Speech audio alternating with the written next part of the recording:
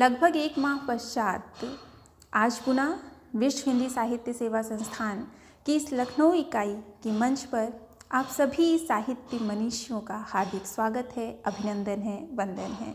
मैं वंदना श्रीवास्तव वान्या आप सभी का बहुत स्वागत करती हूँ। आज दिनांक 30 दिसंबर 2020 को होने वाली विचार गोष्ठी, जिसका विषय है रीत काव्य नए संदर्भ में, की अध्यक्षता कर रहे हैं परम आदरणीय डॉक्टर सूर्य प्रसाद दीक्षित सर जी। लखनऊ से हैं आप, राष्ट्रपति सम्मान से सम्मानित। इस विचार गोष्ठी में मुख्य अतिथि के रूप में आमंत्रित हैं प्रोफेसर डॉक्टर शैलेंद्र कुमार शर्मा जी। आप उज्जैन से हैं, इंदौर से हैं। बहुत स्वागत आपका सानिध्य पाकर गौरवान्वित है हम। इस गोष्ठी में मुख्य वक्ता के रूप में आमंत्रित हैं प्रोफेसर डॉक्टर परशुराम पाल जी। आप लखनऊ विश्वविद्यालय में प्रोफेसर हैं और अद्भुत व्यक्तित्व के धनी हैं आप। शोधार्थी जिन्होंने अपने शोध प्रस्तुत किए हैं जो और साथ ही जो विचार गोष्ठी में अपने वक्तव्य रखेंगे, उनमें प्रथम क्रम में हैं लक्ष्मीकांत वैष्णव जी, आप छत्तीसगढ़ से हैं। डॉक्टर सीमा वर्मा जी, आप लखनऊ से हैं। पुष्पा श्रीवास्तव सैली जी, आप रायबरेली से हैं। डॉक्टर पूर्णिमा मालवीय जी, आप प्रयागराज से हैं। प्रभांशु कुमार जी, आप प्रयागराज से हैं। और डॉक्टर अर्चना वर्मा जी, आप लखनऊ से हैं। विचार गोष्ठी में सरस्वती वंदना भी प्रस्तुत कर रही हैं डॉक्टर अर्चना वर्मा जी। विचार गोष्ठी में धन्यवाद ज्ञापन रहेगा डॉक्टर सीमा वर्मा जी का। निर्णायक के रूप में हमारे निर्णायक मंडल में हैं डॉक्टर सूर्य प्रसाद दीक्षित सर जी, बहुत स्वागत आपका। डॉक्टर शहाबुद्दीन नियाज मोहम्मद शेख जी, जो कि विश्व हिंदी साहित्य सेवा संस्थान के अध्यक्ष है और हिंदी को समर्पित व्यक्तित्व है आपका, अद्भुत व्यक्तित्व। साथ ही निर्णायक मंडल में हैं नरेंद्र भूषण सर जी, आप लखनऊ से हैं। और संरक्षक विचार गोष्ठी की संरक्षकता कर रहे हैं डॉक्टर गोकुलेश्वर कुमार द्विवेदी जी, आप जो सचिव हैं विश्व हिंदी साहित्य सेवा संस्थान के। आप सभी सुधीजनों का, आप सभी साहित्य मनीषियों का, आप सभी साहित्यकारों का बहुत स्वागत, अभिनंदन एवं वंदन। एक उद्देश्य लेकर चले हैं विश्व हिंदी सेवा संस्थान, विश्व हिंदी साहित्य सेवा संस्थान की इस लखनऊ इकाई द्वारा एक संकल्प लिया गया है। विश्व हिंदी साहित्य सेवा संस्थान द्वारा एक संकल्प लिया गया है, हिंदी को जो बिखरी पड़ी है, जिसमें न जाने जब हम अध्ययन करने प्रारंभ करते हैं, जब कोई नवोदित साहित्यकार, मैंने पूर्व में भी ये बात कही थी और उसी बात को पुनः यहाँ दोहराना चाहूँगी कि जब कोई नवोदित साहित्यकार हिंदी के क्षेत्र में पदार्पण करता है तो उसके मन में एक प्रश्न रहता है, अनेक प्रश्न उसको घेरे रहते हैं कि हमारी हिंदी भाषा का उद्भव कहाँ से है, हिंदी का प्रथम कवि कौन रहा होगा, प्रथम लेखक कौन रहा होगा, हिंदी शब्द की उत्पत्ति कहाँ से है, हिंदी का इतिहास कैसा रहा होगा, कितनी विविधतापूर्ण है। और इसलिए उसके मन में उन अनेक संकल्प, अनेक प्रश्न उसको घेर लेते हैं। और यदि हम उन प्रश्नों का सहज उत्तर बन के उसके समक्ष प्रस्तुत हो पाए तो सच मानिए विश्व हिंदी साहित्य सेवा संस्थान हिंदी के क्षेत्र में एक अपनी अलग भूमिका रखेगा। हमने पूर्व की गोष्ठी में बात की थी आदिकाल के अध्ययन की समस्या। जिन शोधार्थियों ने उस पर काम किया, जिन लोगों ने अपने विचार रखे विचार गोष्ठी में, जिन वरिष्ठ साहित्यकारों ने अपने विचार दिए, जिन नवोदित साहित्यकारों ने अपने विचार दिए, तो कहीं ना कहीं हमें ये बात, ये प्रश्न हमें घेर के खड़े हो गए कि कहीं ना कहीं अभी भी वैचारिक विभिन्नता है और हम किसी एक बात पे सहमति नहीं ला पा रहे हैं। और इसी कारण एक सामूहिक शोध करने के लिए संस्थान संकल्पित हुआ है। एक ऐसी टीम, एक ऐसा समूह, शोधार्थियों का ऐसा समूह, एक ऐसा समूह जिसमें वरिष्ठ से लेकर नवोदित लोग रहें, जिसमें अनेक विषयों के अनेक दृष्टिकोण रखने वाले, जैसे कि मैंने पूर्व में भी कहा था कि हमारे इस समूह में विज्ञान वर्ग से आए साहित्यकार भी हैं, जो वैज्ञानिक दृष्टिकोण रखते हैं, समाजशास्त्री भी हैं, हिंदी के भी अनेक मूर्धन्य, अनेक प्रकांड विद्वान हैं जिन्हें हम कह सकते हैं, और हिंदी के नवोदित कलमकार भी हैं, साहित्यकार भी हैं, जो जिज्ञासावश इस मंच पर आए हैं और जो सुनना चाहते हैं वरिष्ठ जनों को और ज्ञान प्राप्त करना चाहते हैं कि हम किस प्रकार से हिंदी भाषा में जो हर विषय पर अनेक प्रश्न हमारे सामने खड़े हो जाते हैं और किसी एक प्रश्न के अनेक उत्तर आते हैं, अनेक दृष्टिकोण से अनेक उत्तर आते हैं, उन पर कहीं ना कहीं एक सहमति ला सकें, उन पर कोई एक शोध करके, एक सामूहिक शोध करके एक सहमति बनाई जा सके।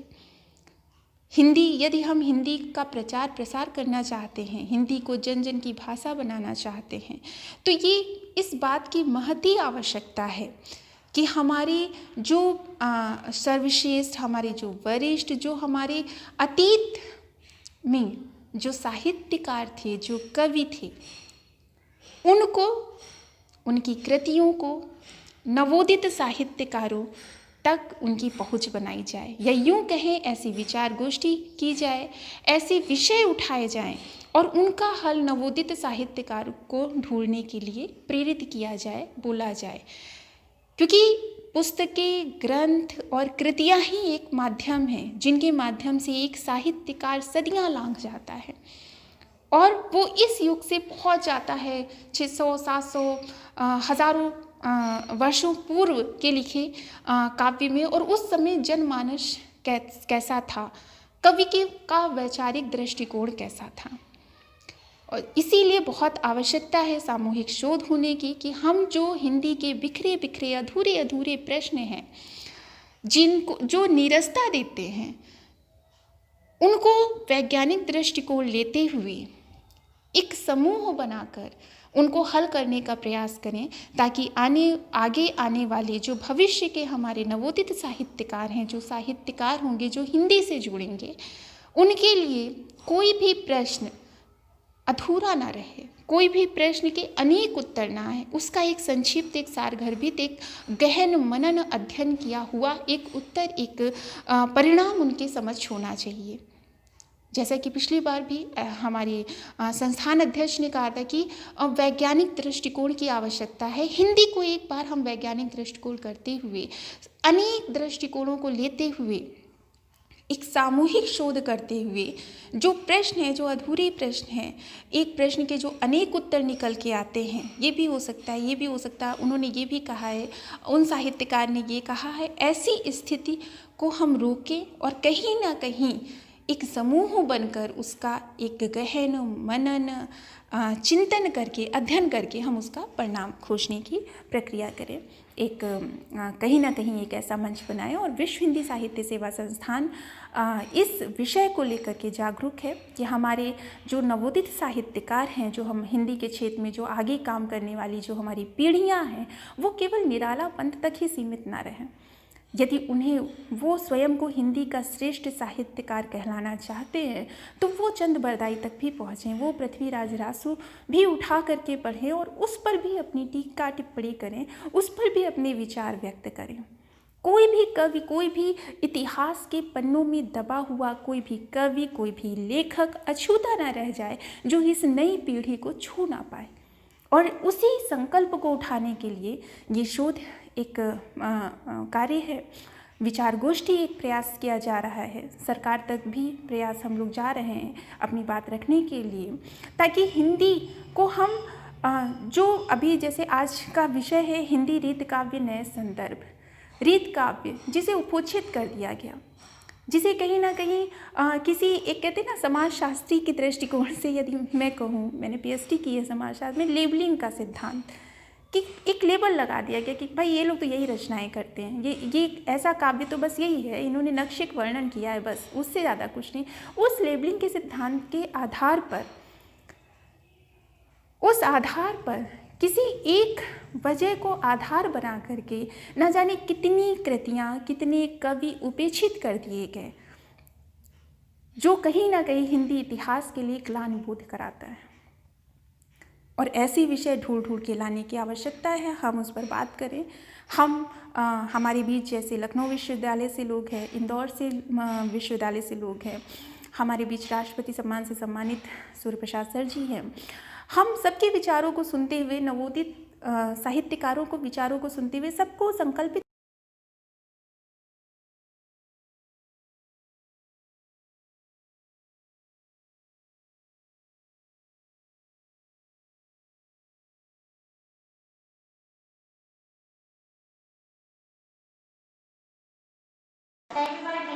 विश्व हिंदी साहित्य सेवा संस्थान प्रयागराज उत्तर प्रदेश की लखनऊ इकाई द्वारा दिनांक 30 नवंबर 2020 को ऑनलाइन साहित्यिक विचार गोष्ठी का आयोजन किया गया था। इसमें शोधार्थियों तथा विद्वानों द्वारा 4 शोध पत्र पढ़े गए थे, जिनमें से डॉक्टर पूर्णिमा मालवीय, प्राचार्य, डिग्री कॉलेज प्रयागराज को प्रथम क्रमांक प्राप्त हुआ है। डॉक्टर पूर्णिमा मालवीय को हार्दिक बधाई। विश्व हिंदी साहित्य सेवा संस्थान प्रयागराज उत्तर प्रदेश की आदरणीय डॉक्टर सूर्य प्रसाद दीक्षित जी, मुख्य अतिथि प्रोफेसर शैलेंद्र कुमार शर्मा जी, मुख्य वक्ता के रूप में उपस्थित प्रोफेसर परशुराम पाल जी तथा विश्व हिंदी साहित्य सेवा संस्थान के अध्यक्ष डॉक्टर शेख जी, सचिव डॉक्टर गोकुलेश्वर प्रसाद द्विवेदी जी तथा मंच पर उपस्थित सभी ज्ञानी साहित्य सुधीजनों को मेरा हार्दिक अभिनंदन। आज के विषय हिंदी रीति काव्य नए संदर्भ में विषय पर वास्तव में शोध व अध्ययन की अत्यधिक आवश्यकता थी। बल्कि संभवतः देखा जाए तो दीर्घकाल से एक परिपाटी पर होने वाली आलोचना को नए लेखकों द्वारा नए समीकरणों तथा आलोचना से परे प्रशंसात्मक मापदंड पर भी शोध व अध्ययन की आवश्यकता है। हिंदी रीति काल को हम किस प्रकार देखें? सबसे पहले तो हम ये देखें कि रीति है क्या। रीति यह है कि एक विशेष परिपाटी पर लिखा गया काव्य, यानी कि काव्यशास्त्र के ऊपर लिखा गया काव्य, काव्यशास्त्र के नियमों को अनुसरण करने वाला काव्य, जिसमें रीतिबद्ध कवियों ने अपने विचार प्रकट किए। काव्यशास्त्र के नियमों को लेकर लक्षण ग्रंथों की रचना हुई। देखा जाए तो रीतिकाल के 200 वर्ष के हिंदी साहित्य के इतिहास में रीति काव्य के 150 वर्ष की आलोचना का विषय भी बनाया गया है। मतलब रीति काव्य को 150 वर्ष तक रीति काव्य की केवल आलोचना ही होती रही और इस आलोचना का आधार था श्रृंगार रस, संयोग श्रृंगार हो या वियोग श्रृंगार हो, स्त्री के दैहिक सौंदर्य की अभिव्यक्ति और स्त्री को वस्तु रूप में उपभोग की वस्तु बनाकर ही प्रस्तुत करना। और ब्रज भाषा का उत्तरोत्तर ह्रास हो जा रहा था, जो कि भक्ति काल में बहुत उच्च कोटि की स्वरूप को प्राप्त कर चुकी थी ब्रजभाषा, और उस भाषा का ह्रास हमने रीतिकाल में देखा। आश्रयदाता राजाओं को प्रसन्न करने हेतु रचित काव्य तोड़ मरोड़ कर काव्य की रचना करना, प्रबंधकार की उत्कृष्टता पूर्ण रूप से तिरोहित होती जा रही थी। और रीति काव्य देखा जाए तो रीति काव्य लक्षणा, व्यंजना, अनुप्रास्तिकता व अलंकरण का काव्य माना जाता रहा है। कुछ आलोचकों ने रीति काव्य को पूर्ण रूप से आलोचना का काव्य नहीं माना। कुछ लोगों ने परोक्ष में उस काव्य की रचना के परोक्ष में राजनीतिक परिस्थितियों का और कवियों की विवशता को भी समक्ष रखा और उसके परिप्रेक्ष्य में अपने आलोचना में उसको सम्मिलित किया। इनमें विश्वनाथ प्रसाद मिश्र जी हैं, किसी सीमा तक शुक्ल जी भी हैं, डॉक्टर रामचंद्र शुक्ल जी, और डॉक्टर भागीरथ मिश्र हैं, और मिश्र बंधुओं ने भी अपनी पुस्तकों के विवरणात्मक दृष्टि से अपनी पुस्तकों में इसकी समीक्षा भी की है। रीति काव्य यानी कि एक विशिष्ट परिपाटी का काव्य जिसमें काव्यशास्त्र के नियमों का पालन करते हुए यांत्रिक काव्य की रचना रीतिबद्ध कवियों द्वारा की गई है, और इस काव्य में आचार्यत्व की प्रधानता रही।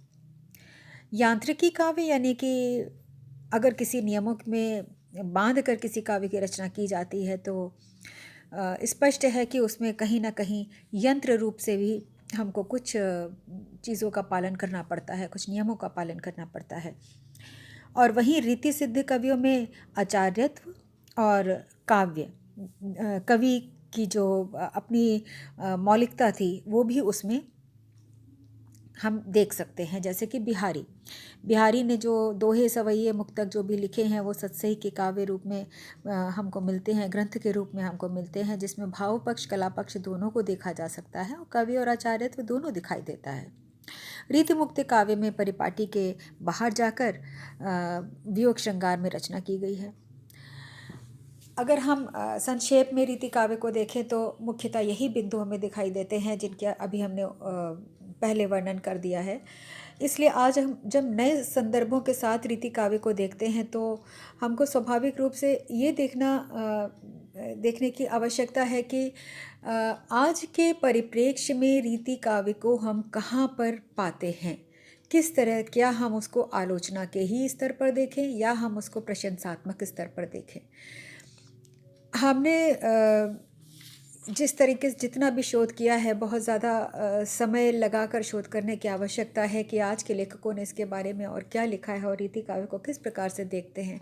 मेरी दृष्टि ये कहती है कि रीति काव्य की जो उत्कृष्टता थी उसको हम लोगों ने उसकी उपेक्षा की है। उसका जो काव्यगत सौंदर्य था उसको हमने उसकी उपेक्षा की है। हमने एक ही मापदंड में सारे कवियों को तोल दिया है, जबकि ऐसे भी कवि उस समय हुए जिन्होंने काव्य सौंदर्य के साथ साथ भावगत सौंदर्य का भी ध्यान रखा और केवल आश्रयदाता राजाओं की प्रशंसा में और उनके द्वारा प्राप्त होने वाले धन के लिए काव्य रचना नहीं की है। जिसमें हम एक डॉक्टर एलिसन बुश का नाम लेना चाहेंगे, जिन्होंने अपने पुस्तक पोइट्री ऑफ किंग्स में अपने प्रिय कवि केशवदास को ध्यान में रखते हुए ये बताया कि उस समय उनकी ये विवशता थी, कवियों की विवशता थी कि उनको जो राजनीतिक समय उस समय चल रहा था कि युद्ध की कोई किसी भी प्रकार से चिंता नहीं थी, सामंती राज्य थे और कवि आश्रयदाता राजाओं के दरबार में रहते थे, उन्हीं की प्रशंसा में गीत लिखते थे। उस समय का वातावरण विलासिता का वातावरण था। इसके अतिरिक्त भी उन्होंने कई अन्य तथ्यों की चर्चा की है जिसके कारण कवियों को अपने जो भी उन्होंने काव्य लिखा उसमें उनकी विवशता भी थी, क्योंकि नायिका भेद का अगर वर्णन हो रहा है उसमें तो शायद वो आश्रयदाता जो राजा थे उनको अधिक पसंद आता था और उसको पसंद आने के बदले में उनको धन प्राप्ति होती थी, जिसके कारण उन्होंने इस प्रकार की काव्य की रचना की। लेकिन फिर भी हम ये कहेंगे कि सारे ही कवि इस प्रकार के नहीं थे। दरबारी जो स्थिति का जो चित्रण किया गया है वो बखूबी घनानंद ने अपने काव्य में किया है, जो हमने अपने शोध में लिखा भी है कुछ उदाहरण देते हुए। और इस तरीके से अगर हम देखा जाए कि रीति काव्य में मिलने वाला काव्य सौष्ठव आज की स्थिति में तो विलुप्त प्राय है, तो हमें तो रीति काव्य हमें उत्कृष्ट लगता है, क्योंकि भक्ति काल से हम अगर तुलना करेंगे तो हमें निश्चय ही रीति काल हमको निकृष्ट दिखाई देगा। लेकिन आज की तुलना में अगर हम रीति काव्य की तुलना करेंगे तो हमें रीति काल ही उत्कृष्ट दिखाई देगा। इस प्रकार से हम देखें तो आलोचकों की पुस्तकों में रीति काव्य के लिए प्रशंसात्मक शब्द भी मिलते हैं। जैसे कि देखा जाए तो डॉक्टर विश्वनाथ प्रसाद मिश्र ने भी लिखा है कि जनता में जो रचनाएं होती थी उनमें श्रृंगार का अतिरेक तो है, पर प्रक्रिया प्रेम का अतिरेक नहीं है। प्रक्रिया की चेष्टाओं, विदग्धता आदि का आधिक्य जो मिलता है वो फारसी साहित्य के संपर्क के कारण हुआ है। और उस समय अगर नायिका भेद का वर्णन किया भी जा रहा है तो उसमें ये नहीं कि नायिका सौंदर्य को ही उभारा जा रहा है, उसमें तो ये भावना थी कि आलंबन के रूप में नायिका को प्रयोग किया जाता था। जैसे कि काम अंधकारी जगत लखई न रूप करूप, हाथ लिए डोलत फिरे कामिनी छरी अनूप, ताते कामिनी एक ही कहन सुनन को भेद, राचे पागे प्रेम रस मेटे मन के खेत। मतलब सिर्फ आलंबन के रूप में कि मन के दुख को मिटाने के लिए उस तरीके का वर्णन किया जा रहा था।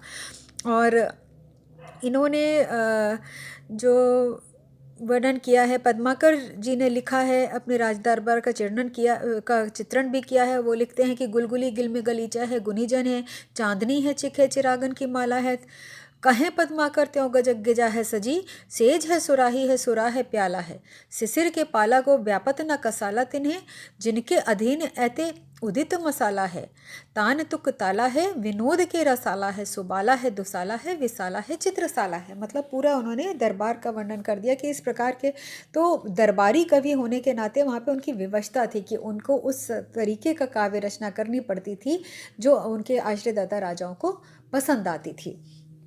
इसके अलावा एलिसन बुश के अलावा उस समय एक नीलिमा चौहान ने आधुनिक संदर्भ में रीति काव्य के विषय में अपने ब्लॉग में कुछ लिखा है, जिसको हम यहाँ पर उनके शब्दों में बताते हैं।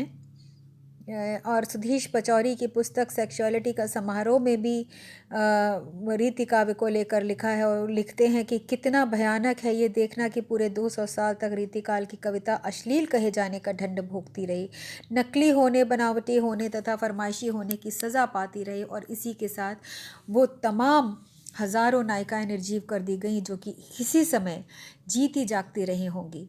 इतिहास निर्माण के सत्तामूलक विमर्श ने यही किया। इतिहास लेखन के इस नियंत्रणवादी विमर्श को खोला जाना ज़रूरी है ताकि ये नायिकाएं मुक्त हो सकें, उनके कवि मुक्त हो सकें।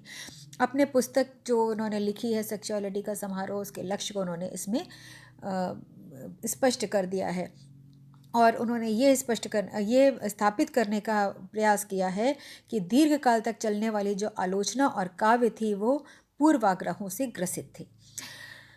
तो इसके अलावा वो ये भी आगे बताते हैं कि रीतिकाल में श्रृंगार परक रचनाओं के साथ स्त्री देह यष्टि का वर्णन मात्र कवि की कल्पना नहीं थी, वरन वो तत्कालीन समाज का प्रतिबिंब था जो स्वच्छंद। विश्व हिंदी साहित्य सेवा संस्थान प्रयागराज की लखनऊ इकाई द्वारा आयोजित मंच पर उपस्थित सभी विद्वज्जनों को मैं सादर प्रणाम करती हूँ। आज का विषय है हिंदी रीति काव्य नए संदर्भ में। लघु शोध पत्र प्रस्तुत कर रही हूँ। रीतिकाल की 2 शताब्दियों का समय भारत में चरमोत्कर्ष को प्राप्त मुगल साम्राज्य के ह्रास और पतन तथा यूरोपीय सत्ता के प्रवेश का युग है। इसकी समय सीमा संवत 1700 विक्रम संवत से 1900 विक्रम संवत तक मानी गई है। इस काल का रीतिकाल नाम रखने का श्रेय आचार्य रामचंद्र शुक्ल जी को है, जो सर्वाधिक बेहतर है। संभव है शुक्ल जी को इस नामकरण की प्रेरणा डॉक्टर ग्रियर्सन से मिली हो। Modern vernacular literature of Hindustan के 7वें अध्याय को ग्रियर्सन ने रीति काव्य कहा है।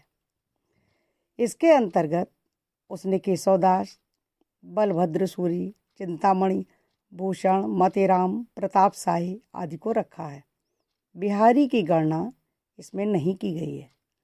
वस्तुतः शुक्ल जी को रीतिकाल के उपविभाजन का संगत आधार नहीं मिला, इसीलिए उन्होंने कुछ कवियों की एक श्रेणी बना दी, रीति ग्रंथकार कवि, और शेष कवियों को अन्य कवि के खाते में डाल दिया। उन्होंने बिहारी को रीति ग्रंथकार कवियों के वर्ग में रखा, जबकि बिहारी ने कोई रीति ग्रंथ नहीं लिखा। बिहारी को इस वर्ग में रखने का औचित्य बताते हुए वे लिखते हैं, जैसा कि कहा जा चुका है, दोहों को बनाते समय बिहारी का ध्यान लक्षणों पर अवश्य था। इसी कारण बिहारी को अपने रीतिकाल के फुटकर कवियों में न रखकर उक्त काल के प्रतिनिधि कवियों में ही रखा है। इस काल तो अमरू शतक, आर्या सप्तशती को भी रीति ग्रंथ कहा जाएगा।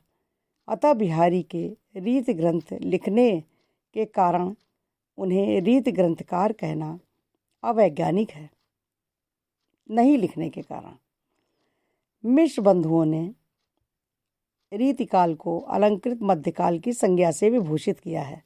इस नाम से औचित्य के संबंध में विद्वानों ने लिखा है, पूर्वालंकार प्रकरण में 7 अध्यायों द्वारा भूषण और देवकाल का कथन है और उत्तरालंकृत प्रकरण में दास पद्माकर काल वर्णित है।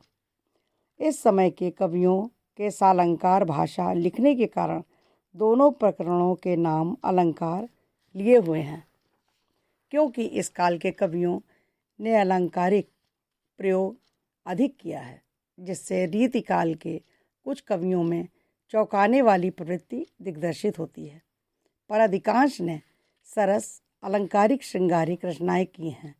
अतः अलंकृत शब्द अपने अर्थ की संकीर्ण सीमा में उस काल की समस्त काल प्रवृत्तियों को समाहित नहीं कर पाता। देव, मोतीराम, पद्माकर, घनानंद की कीर्ति उनके काव्यात्मक सौंदर्य पर निर्भर है, न कि भाषागत अलंकार योजना पर। डॉक्टर रमाशंकर शुक्ल रसाल ने इसे काव्य कला काल माना, तो डॉक्टर रामकुमार वर्मा के अनुसार भी कला काल ही उचित है। आचार्य विश्वनाथ प्रसाद मिश्र ने रीति काल को श्रृंगार काल नाम से अभिहित किया। उनके मतानुसार रीति की संकीर्ण सीमा में घनानंद, ठाकुर, बोधा आदि अट नहीं पाते, तथापि श्रृंगार काल नाम का संकेत आचार्य शुक्ल के इतिहास में ही मिल जाता है। वास्तव में श्रृंगार और वीर इन्हीं दो रसों की कविता इस काल में हुई है, जबकि प्रधानता श्रृंगार की ही रही। इससे इस काल को रस के विचार से कोई श्रृंगार काल कहे तो कह सकता है। श्रृंगार काल नाम स्वीकार कर लेने पर भी भूषण आदि के लिए फुटकर खाता खोलना ही पड़ेगा। श्रृंगार काल का नाम रखकर भी मिश्र जी रीति शब्द से मुक्त नहीं हो पाते। रीतिबद्ध और रीति मुक्त के उपविभाजन को आगे बढ़ाते हुए वे रीतिबद्ध को पुनः रीतिबद्ध और रीति मुक्त में बांट देते हैं। डॉक्टर नगेंद्र जी रीतिबद्ध कवियों को दो श्रेणियों में विभाजित करते हैं, आचार्य कवि और काव्य कवि। आचार्य कवियों के और भी उपवर्ग हैं, सर्वांग निरूपक, रस निरूपक, अलंकार निरूपक और पिंगल निरूपक। इससे गड़बड़ी ये हुई कि एक ही कवि को अलग अलग वर्णों में रखना पड़ता है, जिससे उसका संवेद प्रभाव खंडित हो जाता है। दूसरी बात, आचार्य कवि कहने से ऐसा प्रतीत होता है कि इसमें आचार्यत्व प्रधान है और कवित्व गौण। देव आचार्य हैं या कवि? काव्य कवि कहना और भी भ्रामक प्रतीत होता है। इसे वैज्ञानिक बनाने के लिए उलटफेर की आवश्यकता है। रीति काल का संगत उपविभाजन करने के लिए उसे बद्ध रीति और मुक्त रीति की श्रेणियों में बांटना होगा। मुक्त रीति का अभिप्राय है रीति से मुक्त होते हुए भी रीति को लिए रहना, जैसे मुक्त छंद को मुक्त होते हुए भी छंदत्व विरहित नहीं होता। सुविधा की दृष्टि से बद्ध रीति कवियों को दो श्रेणियों में विभक्त किया जा सकता है, रीति चेतस और काव्य चेतस। पहला रीति के प्रति विशेष चैतन्य है और दूसरा काव्य के प्रति। चिंतामणि और भिखारी दास आदि प्रथम श्रेणी में आएंगे, तो देव, मोतीराम, पद्माकर आदि द्वितीय श्रेणी में। मुक्त रीति को भी दो वर्गों में विभाजित किया जा सकता है, क्लासिकल और स्वच्छंद। क्लासिकल श्रेणी में केवल बिहारी आएंगे। वे ही अकेले कवि हैं जिन्हें क्लासिकल कहा जा सकता है। उन्हें रीति मुक्त वर्ग में रखने से आचार्य शुक्ल जी की उस त्रुटि का भी परिहार हो जाता है, जिसके तहत उन्होंने बिहारी को रीति ग्रंथकार कवियों में स्थान दिया है। घनानंद, आलम, बोधा, ठाकुर, दुजदेव आदि स्वच्छंद कवियों की श्रेणी में आएंगे। हिंदी में रीति या काव्य रीति शब्द का प्रयोग काव्य शास्त्र के लिए हुआ है। इस काल के कवि की प्रमुख धारा का विकास कविता की रीति के आधार पर हुआ है। रीति काल वस्तुतः समृद्धि और विलासिता का काल है। साधना के काल भक्ति युग से ये इसी बात में भिन्नता रखता है। इसमें कोरी विलासिता ही उपास्य बन गई। वैराग्यपूर्ण साधना का समादर न हुआ। सजाओ श्रृंगार की एक अदम्य लिप्सा इस युग के साहित्य की सबसे बड़ी विभीषिका थी। रीति काव्य के विकास में तत्कालीन राजनीतिक तथा सामाजिक परिस्थितियों का महत्वपूर्ण योगदान रहा है। वस्तुतः ये परिस्थितियाँ इस प्रकार के काव्य सर्जन के अनुकूल थीं। हिंदी के रीति शास्त्र का आधार पूर्ण रूप से संस्कृत काव्य शास्त्र है, परंतु इसका तात्पर्य ये कतई नहीं है कि हिंदी में रीति शास्त्र लिखने वाले प्रत्येक लेखक ने संस्कृत काव्य शास्त्र का पूरा अध्ययन किया था या किसी अन्य ग्रंथ को हिंदी में उतारा था। वस्तुतः रीति शब्द संस्कृत के काव्य शास्त्रीय रीति शब्द से भिन्न अर्थ रखने वाला है। संस्कृत साहित्य में रीति को काव्य की आत्मा मानने वाला एक सिद्धांत है, जिसका प्रतिपादन आचार्य वामन ने अपने ग्रंथ काव्यालंकार सूत्र में किया था। रीतिरात्मा काव्यस्य और काव्य की श्रेष्ठता की कसौटी रीति है। यह मान्यता इस सिद्धांत की है। वैदर्भी, पांचाली, गौड़ी, लाटी रीतियाँ हैं। रीति का आधार गुण है। संस्कृत की रीति संबंधी यह धारणा हिंदी काव्य शास्त्र के कुछ ही ग्रंथों में ग्रहण की गई है। तथापि रीति की काव्य रचना की प्रणाली के रूप में ग्रहण करने की अपेक्षा काव्य रचना करना अधिक समीचीन है। इस प्रकार रीतिकाल का अर्थ हुआ ऐसा काव्य जो अलंकार, रस, गुण, ध्वनि, नायिका भेद आदि की काव्य शास्त्रीय प्रणालियों के आधार पर रचा गया हो। इनके लक्षणों के साथ या स्वतंत्र रूप से इनके आधार पर काव्य लिखने की पद्धति ही रीति नाम से विख्यात हुई और ये पद्धति जिस काल में सर्वप्रधान रही वह काल रीति नाम से प्रसिद्ध हुआ। इस युग में भक्तिकालीन काव्य धाराओं जैसे संत काव्य, प्रेमाख्यान काव्य, राम भक्ति काव्य, कृष्ण भक्ति काव्य, वीर काव्य, नीति काव्य आदि का विकास हुआ, परंतु सर्वाधिक महत्व उसी के रीति काव्य को प्राप्त हुआ जो अलंकारों, रसों, नायिका भेदों, शब्द शक्तियों, ध्वनि भेदों आदि के आधार पर लिखा गया। यह प्रवृत्ति इस युग की नवीन चेतना के रूप में जागृत हुई। वस्तुतः रीति का विश्व हिंदी सेवा संस्थान प्रयागराज के लखनऊ इकाई द्वारा आयोजित विचार गोष्ठी में सहभागिता करने हेतु मैं प्रोफेसर परशुराम पाल, हिंदी विभाग, लखनऊ विश्वविद्यालय लखनऊ आयोजकों को आभार व्यक्त करता हूं, जिन्होंने मुझे अपने विचार रखने का अवसर दिया। कार्यक्रम की अध्यक्षता कर रहे हिंदी साहित्य के मूर्धन्य विद्वान, बहुआयामी व्यक्तित्व के धनी, पूर्व विभागाध्यक्ष हिंदी तथा आधुनिक भारतीय भाषा विभाग, लखनऊ विश्वविद्यालय लखनऊ, जो मेरे श्रद्धेय गुरु हैं, जिनके मार्गदर्शन में मुझे आगे बढ़ने का अवसर प्राप्त हुआ है, मैं उनको वंदन नमन करता हूँ। मुख्य अतिथि प्रोफेसर शैलेंद्र कुमार शर्मा जी, कुलानुशासक, विक्रम विश्वविद्यालय उज्जैन, मध्य प्रदेश, जो साहित्य के मर्मज्ञ विद्वान हैं। इस कार्यक्रम के संयोजक डॉक्टर वंदना श्रीवास्तव वन्या जी एवं अन्य पदाधिकारीगण, कार्यक्रम में उपस्थित डॉक्टर शहाबुद्दीन, नियाज मोहम्मद शेख जी, श्री नरेंद्र भूषण जी, संरक्षक डॉक्टर गोकुलेश्वर कुमार द्विवेदी जी, सचिव प्रयागराज, श्री लक्ष्मीकांत वैष्णव जी, छत्तीसगढ़, डॉक्टर सीमा वर्मा लखनऊ, श्रीमती पुष्पा श्रीवास्तव शैली जी, रायबरेली, डॉक्टर पूर्णिमा मालवीय जी, प्रयागराज, प्रभांश कुमार जी, प्रयागराज, डॉक्टर अर्चना वर्मा जी, लखनऊ। विचार गोष्ठी में सम्मिलित होने वाले सभी सम्मानित प्रतिभागीगण, सभी को हार्दिक वंदन और अभिनंदन। नया वर्ष आपको, आपके परिवार को तथा आपके सभी शुभचिंतकों को सुख, शांति एवं समृद्धि प्रदान करें।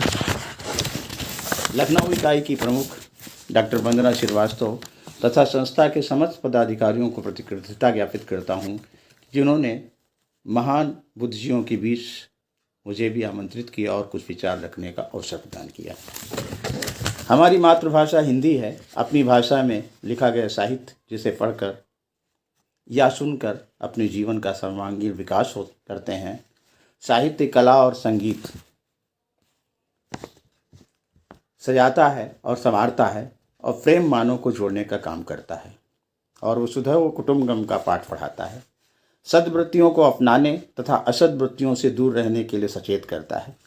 साहित्य में विश्व कल्याण तथा लोक मंगल की भावना परिलक्षित होती है। सामाजिक, आर्थिक, राजनैतिक, सांस्कृतिक तथा जीवन मूल्यों को सशक्त, प्रभावी तथा अक्षुण्ण बनाए रखने के लिए शाश्वत मूल्यों को अपनाने पर बल देता है। यही बल राष्ट्र की एकता और अखंडता को बनाए रखने में सक्षम है। सामाजिक समरसता ही विश्व मैत्री को प्रगाढ़ करने में सहायक होती है। अतः हम कह सकते हैं कि साहित्यकार जहाँ अतीत से शिक्षा लेता है और भविष्य की ओर उसकी पैनी दृष्टि होती है, भूत और भविष्य का समन्वय कर वर्तमान को संवारता है और दिशा निर्देश देता है, जिसमें लोक का कल्याण निहित होता है। ये काम भगवान बुद्ध ने किया और लोक कवि तुलसीदास ने भी। स्वर्गीय गोपाल दास नीरज ने कहा था कि मानव होना भाग्य है और कवि होना सौभाग्य है। तो रीतकालीन कविता ने इसका अनुसरण किया है और आज रीतकालीन कविता हमारे लिए एक नया आयाम दे रही है, आगे वाले कवियों का मार्ग प्रशस्त कर रही है। और अतीत से उसने लिया है, उसने संस्कृत साहित्य से भी लिया है, आदिकाल हिंदी से भी लिया है, भक्तिकाल से भी ग्रहण किया है और आगे के कवियों के लिए उसने कुछ दिया है। वास्तव में देखें तो साहित्यकार अपने समाज की समस्याओं से पूर्ण रूप से परिचित होता है। उसकी कृतियों में सामाजिक चेतना और सामाजिक तत्वों की तीव्रतम अनुभूत होती है, जिसका परिपालन रीतकालीन कवियों ने अक्षरशः किया है। आज का आलोचक अनुभूत की सच्चाई की मांग पहले रखता है और अव्यक्त की सजावट की मांग बाद में। रीतकालीन कवि जनता की आकांक्षाओं से पूरी तरीके से वाकिफ थे और उनकी मनोभावनाओं को समझने में सक्षम थे और इसमें वो पूरी तरीके से सफल भी रहे। आलोचक ये नहीं जानता है कि कविता का सजाना किन किन उपकरणों की आवश्यकता होती है, बल्कि वो इस प्रयत्न में रहता है कि कम से कम उपकरणों का प्रयोग करके कविता को कविता के रूप में रखा जा सके। लेकिन कवि आलोचकों को ध्यान में रखकर कविता नहीं लिखता है, उसके सामने लोक होता है और अपनी बात जन जन तक पहुंचाने के लिए सदैव कटिबद्ध रहता है और संपूर्ण मानव का निर्माण करता है और मानवता ही उसका लक्ष्य होता है। और कविता या अन्य साहित्य कोई भी विधा केवल उसका माध्यम होती है। यदि कविता श्रुतिपूर्ण नहीं होगी और उसके मन की बात नहीं होगी तो निश्चित रूप से वो कवि असफल हो जाता है। जैसे बहुत से जो आलोचक हुए हैं, प्रारंभ में उन्होंने कविता लिखना शुरू की लेकिन उसमें सफल नहीं हो पाए और उन्होंने आलोचना का रास्ता पकड़ा। कभी कभी पूर्वाग्रही भी हो गए। उदाहरण के लिए कबीर जैसे क्रांतिकारी को भी संत ही मान करके छोड़ दिया। बाद में वो कवि के रूप में, समाज सुधारक के रूप में हमारे सामने आए। आगे के समीक्षकों ने उनको मौका दिया। तो आज कबीर, सूर, तुलसी, जायसी, रहीम, ये सब के सब नींव के पत्थर साबित हो रहे हैं। कहने का तात्पर्य यह है कि ये कवि चाहे भक्तकाल हो, चाहे रीतकाल हो, चाहे आदिकाल के हो, चाहे सांस्कृतिक हो, उन्होंने समीक्षकों को ध्यान में रखते हुए नहीं लिखा कि समीक्षक क्या लिखेंगे, क्या कहेंगे। उन्होंने तो जनता को सामने रख करके और साथ ही साथ उस समय की जो भी विभिन्न परिस्थितियाँ थी, सामाजिक, आर्थिक, राजनीतिक, उसको ध्यान में रखते हुए और साथ ही साथ उन्होंने जनता क्या चाहती है, उनका हित किसमें संरक्षित है, उनकी रुचि किसमें है। अगर आदिकाल को देखें तो उस समय तो भारत सोने की चिड़िया था, लेकिन उस समय की तत्कालीन स्थिति क्या थी कि लोग आपस में लड़ रहे थे, केवल कंचन और कामनी की बात हो रही थी, लड़ाई भिड़ाई का युग था। उस समय का बहुत बड़ा नायक कामी कलही था। एक नहीं दर्जनों रानियां थी, जिसके लिए भी लड़ाई होती थी, अपने राज्य के विस्तार की लड़ाई, पूरा लड़ाई भिड़ाई का युग बन गया था। तो उस समय की स्थिति ऐसी बनी हुई थी, विलासिता का युग आ गया था, क्योंकि रोजी रोटी की समस्या नहीं थी, रोटी कपड़ा मकान की आवश्यकता नहीं थी, सारी आवश्यकताएं की पूर्ति हो रही थी।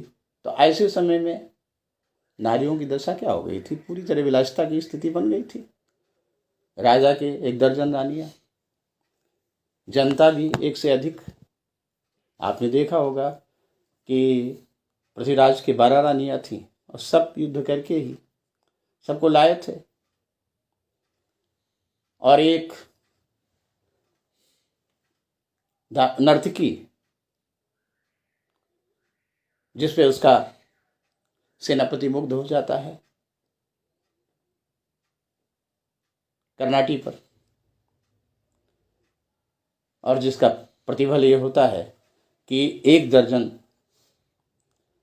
रानियों का जो स्वामी है, लेकिन उसका सेनापति किसी से प्रेम नहीं कर सकता। तो ये एक विरोधाभास की स्थिति दिखाई पड़ी। कर्नाटी दासी सुबन रजनी अर्थवास काम मुझ कैमास्तन दिठ भी लगी तास। तो ये एक टकराव के रास्ते थे कि हम तो विवाह करेंगे ही 1 दर्जन रानियों से, लेकिन हमारा सेनापति 1 से अधिक विवाह नहीं कर सकता।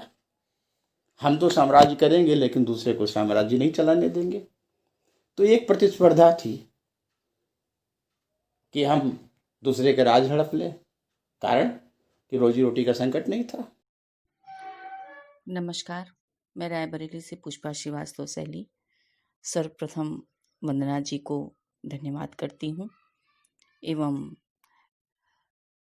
गुरुवर सूर्य प्रसाद दीक्षित जी की चरण वंदना करती हूँ। साथ साथ पटल पर उपस्थित सभी श्रेष्ठ बंधुओं का अभिनंदन करती हूँ एवं सभी बहनों का भी मैं अभिनंदन करती हूँ।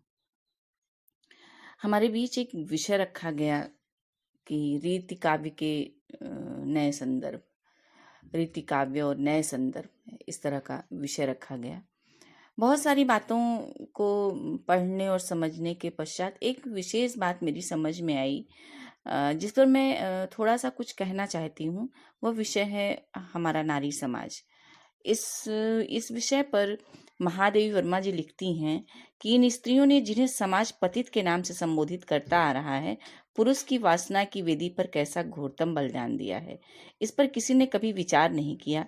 पुरुष की कभी न बुझने वाली वासनाग्नि में हंसते हंसते अपने जीवन को तिल तिल जलाने वाली इन रमणियों को मनुष्य जाति ने कभी 2 बूंद आंसू पाने का भी अधिकार नहीं समझा। चाहे कभी किसी स्वर्ण युग में बुद्ध से आम्रपाली को करुणा की भीख मिल गई हो, पर साधारणतः ऐसी स्त्रियों को समाज से असीम घृणा और तिरस्कार ही प्राप्त हुआ। रीतिकाल का कवि इन स्त्रियों की पीड़ा के कुछ चित्र भी प्रस्तुत कर सका। इस पर नाक भौं सिकोड़ने से बेहतर होगा कि उस समय के इस अनुभव का विस्तार किया जाए। आज के विमर्शवादी युग में पति की रक्षा हेतु अनेक बार समाज के समक्ष किसी भी दोष के लिए स्त्री द्वारा स्वयं को दोषी दिखाने की प्रवृत्ति देखी जा सकती है। ऐसे में उस युग में भी इस पतिव्रत्य को निभाने के लिए स्त्री यदि बांझपन का दोष स्वयं पर ले रही है तो क्या आश्चर्य है। इसकी मार्मिकता को पहचान के लिए इन कवियों की प्रशंसा की जानी चाहिए। गुरुजन दूजे ब्याह को प्रतिदिन कहत रिसाई, प्रत की पत राखे बहु आपन बाँझ कहाई। इन पंक्तियों के साथ यह समझा जा सकता है कि उन नारियों के साथ कितनी मार्मिक व्यवस्था रही होगी, या कितना मन उनका मर्माहत होता रहा होगा इन बातों से। कितना सत्य और मार्मिक चित्रण है इस स्त्री की दशा का। जहाँ तक यौवन के चित्र प्रस्तुत करने की बात है, कालिदास के ग्रंथों में पार्वती के सौंदर्य को यौवन से ही जोड़कर देखा गया। और नौ यौनेन कामस्य सोपान मित्र प्रयुक्तम कुमार संभव छंद 29। अब जिस प्रवृत्ति को संस्कृत के कवि भी अपरिहार्य मानकर नायिका के लिए युवा स्त्री का चयन कर रहे थे, ऐसे में इन दरबार के कवियों का यह कहकर तिरस्कार करना कि इन्होंने युवा स्त्री को काव्य का आलम्बन बनाया, इस पर पुनर्विचार की आवश्यकता है। रीतिकालीन काव्य को किसी भी एक रेखीय प्रणाली के आधार पर मूल्यांकित करके सरल निष्कर्ष निकाले जा सकते हैं, पर मेरी प्रस्तावना यही है कि किसी भी काल का मूल्यांकन पद्धति चक्रीय होती है, एक रेखीय नहीं होती। इस काल हेतु भी मूल्यांकन के लिए समग्रता से इस काव्य के पठन और आलोचना की आवश्यकता है। पूर्वग्रह से ग्रसित होकर इसे विशिष्टतम अथवा निकृष्टतम कहना सही नहीं, बल्कि धैर्य और परिश्रम की जरूरत है। याद रखना होगा कि ठाकुर इसी काल में काव्य में अलंकारों की भरमार की भर्त्सना का साहस करते हैं। सीख लीनो मीन मृग खंजन कमल नयन, डेल सो बनाए आए मेलस सभा को बीच। लोगन कबित कीपो खेल करी जानो है, और देव के काव्य में वर्ण जाति भेद पर तिरस्कार और भर्त्सना के उदाहरण मिलते हैं। वहीं भक्ति काल में कबीर और तुलसी दोनों के महान काव्यों में भी स्त्री की भर्त्सना मिलती है। मूल्यांकन की पद्धति सरल नहीं, ऐसे में शायद मैनेजर पांडे का एक ही सूत्र इसे समझने की युक्ति प्रदान करता है कि समाज में मौजूद संरचना के ग्रामसी ने दो आधार गिनाए हैं, लोकमत और साधुमत। तुलसी ने एक और मत की चर्चा की, वेद मत। किसी समाज की संरचना को समझने के लिए इन मतों के अंतर संबंध पर विचार करना आवश्यक है कि इस काल को भी इतिहास समाज। नमस्कार। आज के कार्यक्रम के विशिष्ट अतिथि डॉक्टर सूर्य प्रसाद दीक्षित, जो कि सुप्रसिद्ध वरिष्ठ साहित्यकार हैं, व अन्य सभी साहित्यकारों का मैं डॉक्टर अर्चना वर्मा लखनऊ उत्तर प्रदेश से हार्दिक अभिनंदन करती हूँ। विश्व हिंदी साहित्य से प्रयागराज के तत्वावधान में आयोजित विचार गोष्ठी, जिसका शीर्षक है हिंदी रीति काव्य नए संदर्भ में, इस विषय में मैं अपने विचार प्रस्तुत कर रही हूँ। त्रुटियों हेतु क्षमा प्रार्थी हूँ। विशेष पद रचना अर्थात काव्य के शोभाकारक शब्द अर्थ के धर्मों से युक्त पद रचना ही रीति है। शब्द अलंकार, ध्वनि आदि जिससे शब्द सौंदर्य बढ़ता है, रीति के बहिरंग तत्व हैं। गुण, रस, ध्वनि, वाक चातुर्थ, अलंकार, काव्य कोश आदि अर्थ में सौंदर्य का बोध कराते हैं। इनको रीति का अंतरंग तत्व माना जाता है। इन रीति ग्रंथों के कर्ता भावुक, सहृदय और निर्गुण कवि थे, अतः उनके द्वारा रसों और अलंकारों के सरस और स्पर्शी उदाहरण प्रस्तुत किए गए। आचार्य शुक्ल ने इस युग में रीति ग्रंथों की अधिकता देखकर ही उसका नाम रीतिकाल रखा। लगभग 1700 से 1900 ईस्वी तक के काल को रीतिकाल की श्रेणी में रखा गया। आचार्य शुक्ल के अनुसार वास्तव में श्रृंगार और वीर दो रसों की कविता इस काल में हुई। प्रधानता श्रृंगार रस की रही। इससे इस काल को रस के विचार से कोई श्रृंगार काल कहे तो कह सकता है। श्रृंगार की प्रवृत्ति उस समय समाज और वातावरण की प्रवृत्ति थी। काव्य का अंक इससे अछूता नहीं है। रीतिकाल को यदि काव्य धाराओं के आधार पर वर्गीकृत करें तो इन्हें दो भागों में वर्गीकृत कर सकते हैं। नंबर 1 रीतिबद्ध काव्यधारा, नंबर 2 रीति मुक्त काव्यधारा। जिन कवियों ने उपयुक्त लक्षण लक्ष्य वाली पद्धति अपनाई, वे रीति परंपरा से बंधे होने के कारण रीति कवि कहलाए, और जिन्होंने इस पद्धति का तिरस्कार करके काव्य रचना की और सहज स्वाभाविक रचनात्मकता अपनाई, वे रीति मुक्त कहलाए। रीति काव्य रचना का आरंभ आचार्य केशव दास, जिनकी सर्वप्रसिद्ध रचनाएं कवि प्रिया, रसिक प्रिया और रामचंद्रिका हैं। कवि प्रिया में अलंकार और रसिक प्रिया में रस का सोदाहरण निरूपण है। लक्षण दोहों में और उदाहरण कवित्व सवय में है। लक्षण लक्ष्य ग्रंथों की यही परंपरा रीति काव्य में विकसित हुई। रामचंद्रिका केशव का प्रबंध काव्य है, जिसमें भक्ति की तन्मयता के स्थान पर एक सजग कलाकार की प्रखर कला चेतना प्रस्फुटित हुई। केशव के कई दशक बाद चिंतामणि से लेकर 18वीं सदी तक हिंदी में रीति काव्य का अजस्र स्रोत प्रवाहित हुआ, जिसमें नर नारी जीवन के रमणीय पक्षों और तत्संबंधी सरस संवेदनाओं की अत्यंत कलात्मक अभिव्यक्ति व्यापक रूप में हुई। हिंदी के रीति ग्रंथों में प्रायः 3 प्रकार की निरूपण शैली दिखाई पड़ती है। काव्य प्रकाश की निरूपण शैली, जिसमें सभी काव्यांगों पर विचार किया गया, जैसे सेनापति का काव्य कल्पद्रुम, चिंतामणि का कविकुल कल्पतरु, काव्य विवेक कुलपति मिश्र का रस रहस्य। नंबर 2, श्रृंगार तिलक रसमंजरी आदि की श्रृंगार रसमयी नायिका भेद वाली शैली, जिसमें श्रृंगार अंगों का विवेचन तथा नायिका भेद निरूपण व्याख्यान है, जैसे केशवदास की रसिक प्रिया, देव का भाव विलास। नंबर 3, तीसरी शैली जयदेव के चंद्रालोक और अप्पय दीक्षित के कुवलयानंद के अनुकरण पर चलने वाली अलंकार निरूपण शैली। रीतिकाल की सबसे बड़ी उपलब्धि यह रही कि इसने हिंदी के एक बहुत बड़े सरस सहृदय समाज का निर्माण किया। इसी काल में वृंद और गिरधर कविराय जैसे कवियों ने नीति काव्य रचकर उसके आयाम को विस्तृत किया।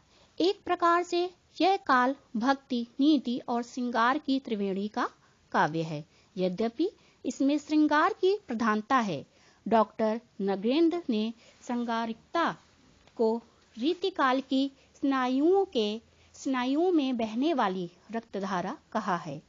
रीति काव्य में 12 मासा और सतसई जैसे काव्य भेदों को प्रकृति, परिवेश और मनुष्य के मनोदैहिक पक्षों का काव्य शास्त्र की परिधि में रखकर काव्य के चमत्कार एवं आस्वाद के नए रूपों को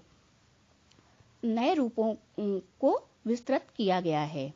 इस प्रकार हम ये कह सकते हैं कि रीतिकाल में हुई सृजनात्मकता और अलंकारिक भाषा का प्रयोग आज भी हमारे लिए कविताओं के सृजन में व पद्य व गद्य की अवधारणाओं में योगदान देने के लिए पर्याप्त है। धन्यवाद। सरस्वती श्रुति महती महीयताम विश्व हिंदी साहित्य सेवा संस्थान प्रयागराज द्वारा आयोजित हिंदी रीति काव्य नए संदर्भ पर अभिकेंद्रित इस ऑनलाइन विचार संगोष्ठी में सम्मिलित समस्त सम्मान्य सुधीजन, देश के विख्यात साहित्य मनीषी, समालोचक और साहित्यकार आचार्य सूर्य प्रसाद दीक्षित जी, इस संगोष्ठी में सम्मिलित समस्त सम्मानीय साहित्यकारगण, संस्था के अध्यक्ष डॉक्टर शहाबुद्दीन नियाज मोहम्मद शेख जी, सचिव डॉक्टर गोकुलेश्वर कुमार द्विवेदी जी और संचालिका डॉक्टर वंदना श्रीवास्तव। सचमुच में यह परम गौरव का विषय है कि संस्थान द्वारा अपनी विगत अनेक वर्षों से की जा रही साहित्य सेवा की कड़ी में रीति काव्य की नई दिशाओं को लेकर के, नए संदर्भों को लेकर के यह विचार संगोष्ठी आयोजित की गई है। वस्तुतः हिंदी साहित्य के इतिहास में रीतिकाल, जो कि मध्यकाल का जो उत्तरवर्ती जो काल है, उत्तर मध्यकाल, एक महत्वपूर्ण सोपान माना जाता है।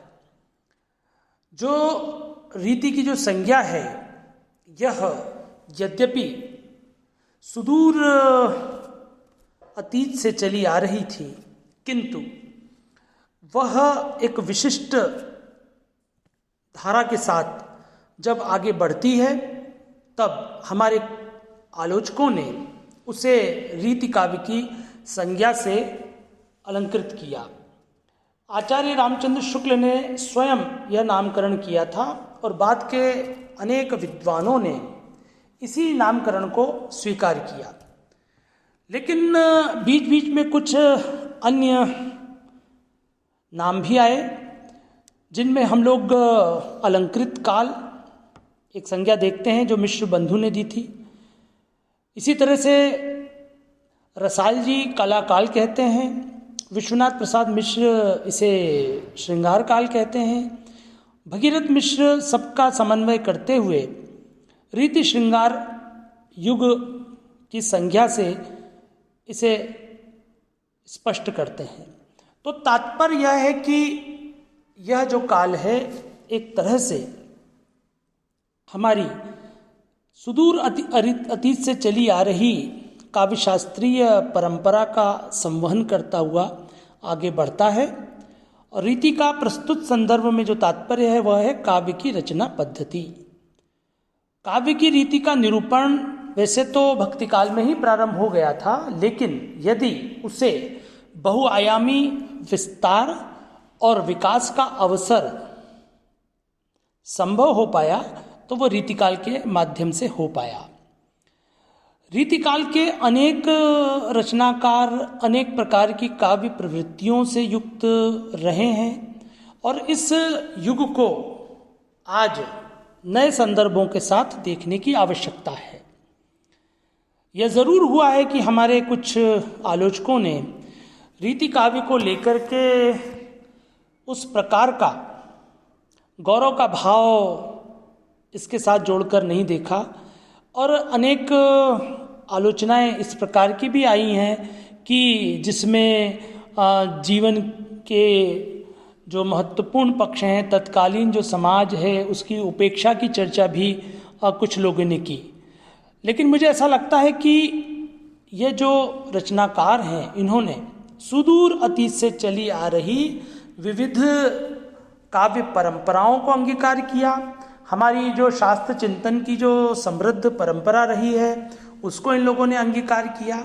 फिर आप देखें कि एक साथ संस्कृत, प्राकृत और अपभ्रंश की परंपरा से ये लोग जुड़ते हैं।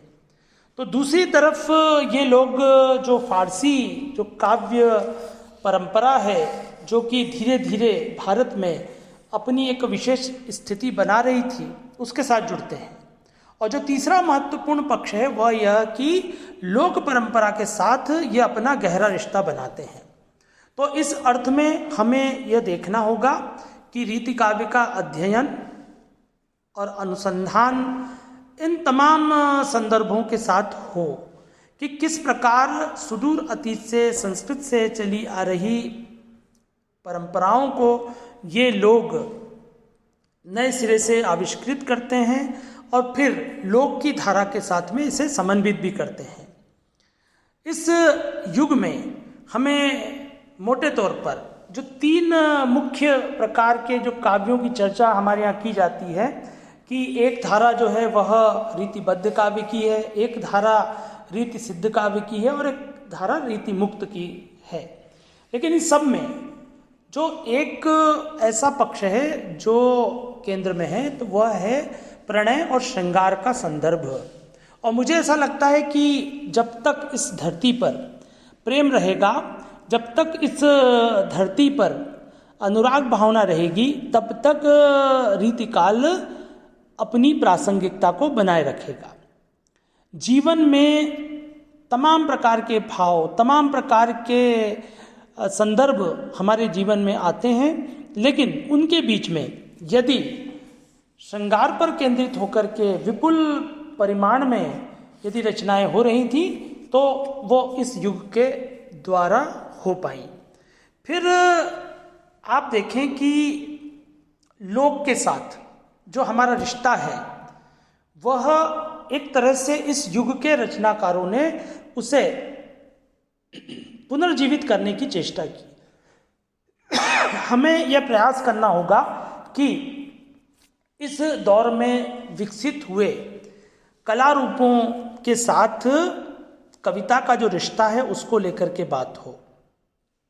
चित्रकला के क्षेत्र में आप देखें कि बहुत सारी ऐसी रचनाएं सामने आ रही थी कि जो कवि अपना कर्म कर रहा है तो उसके प्रभाव से अनेक चित्रकार अलग अलग शैलियों में उनकी रचनाओं को चित्रित कर रहे हैं।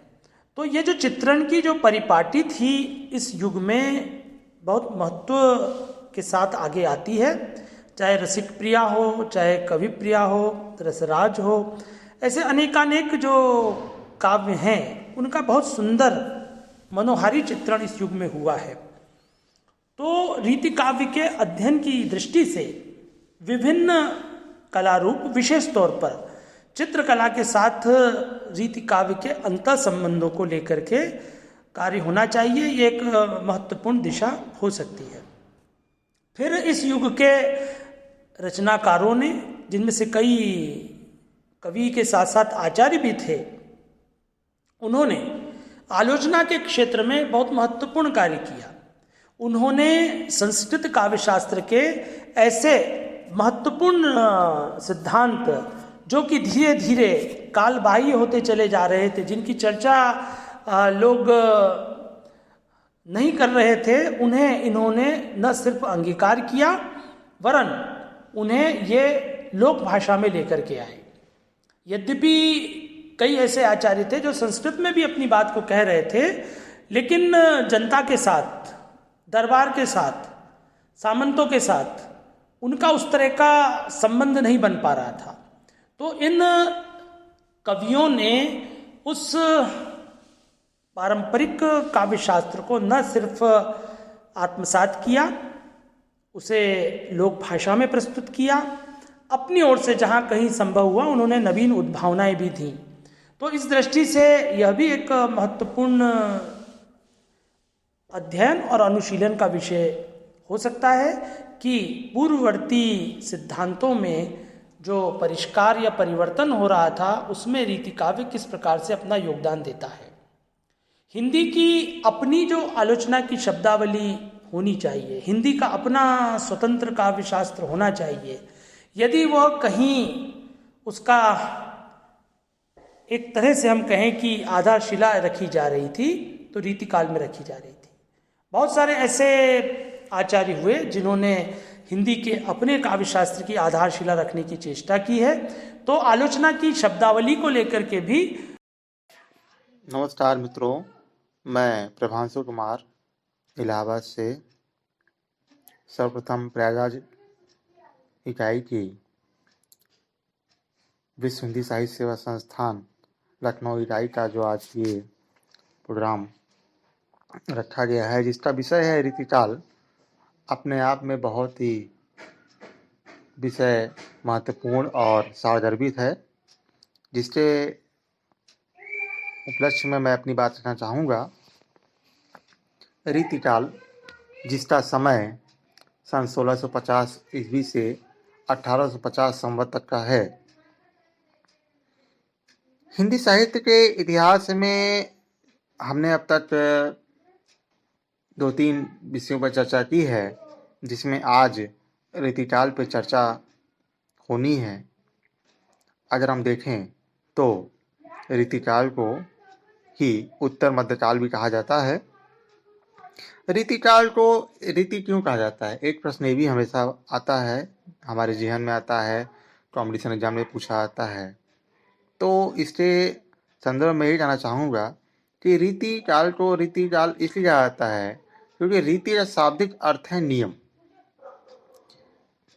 काव्य के निरूपण में जो नियमों का, रीतियों का पालन किया गया, वे जो काव्य की कविता की रचना की, जिसमें लक्षण ग्रंथों का, न्याय के भेद का, श्रृंगारिकता का आदि का जो नियमों का पालन किया गया, वही रीतिकाल है।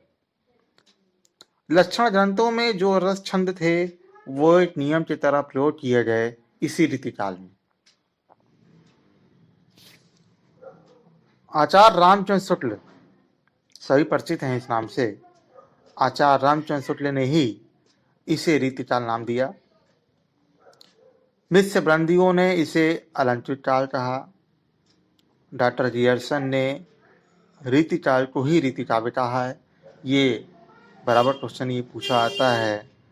डॉक्टर जियर्सन ने रीतिकाल को रीतिकाव्य काल कहा है और विश्वनाथ प्रसाद मिश्र ने इसे श्रृंगार काल कहा है। अब इनकी कुछ धाराएं रही हैं। हर साहित्य की, हर विधा की अपनी धारा होती है।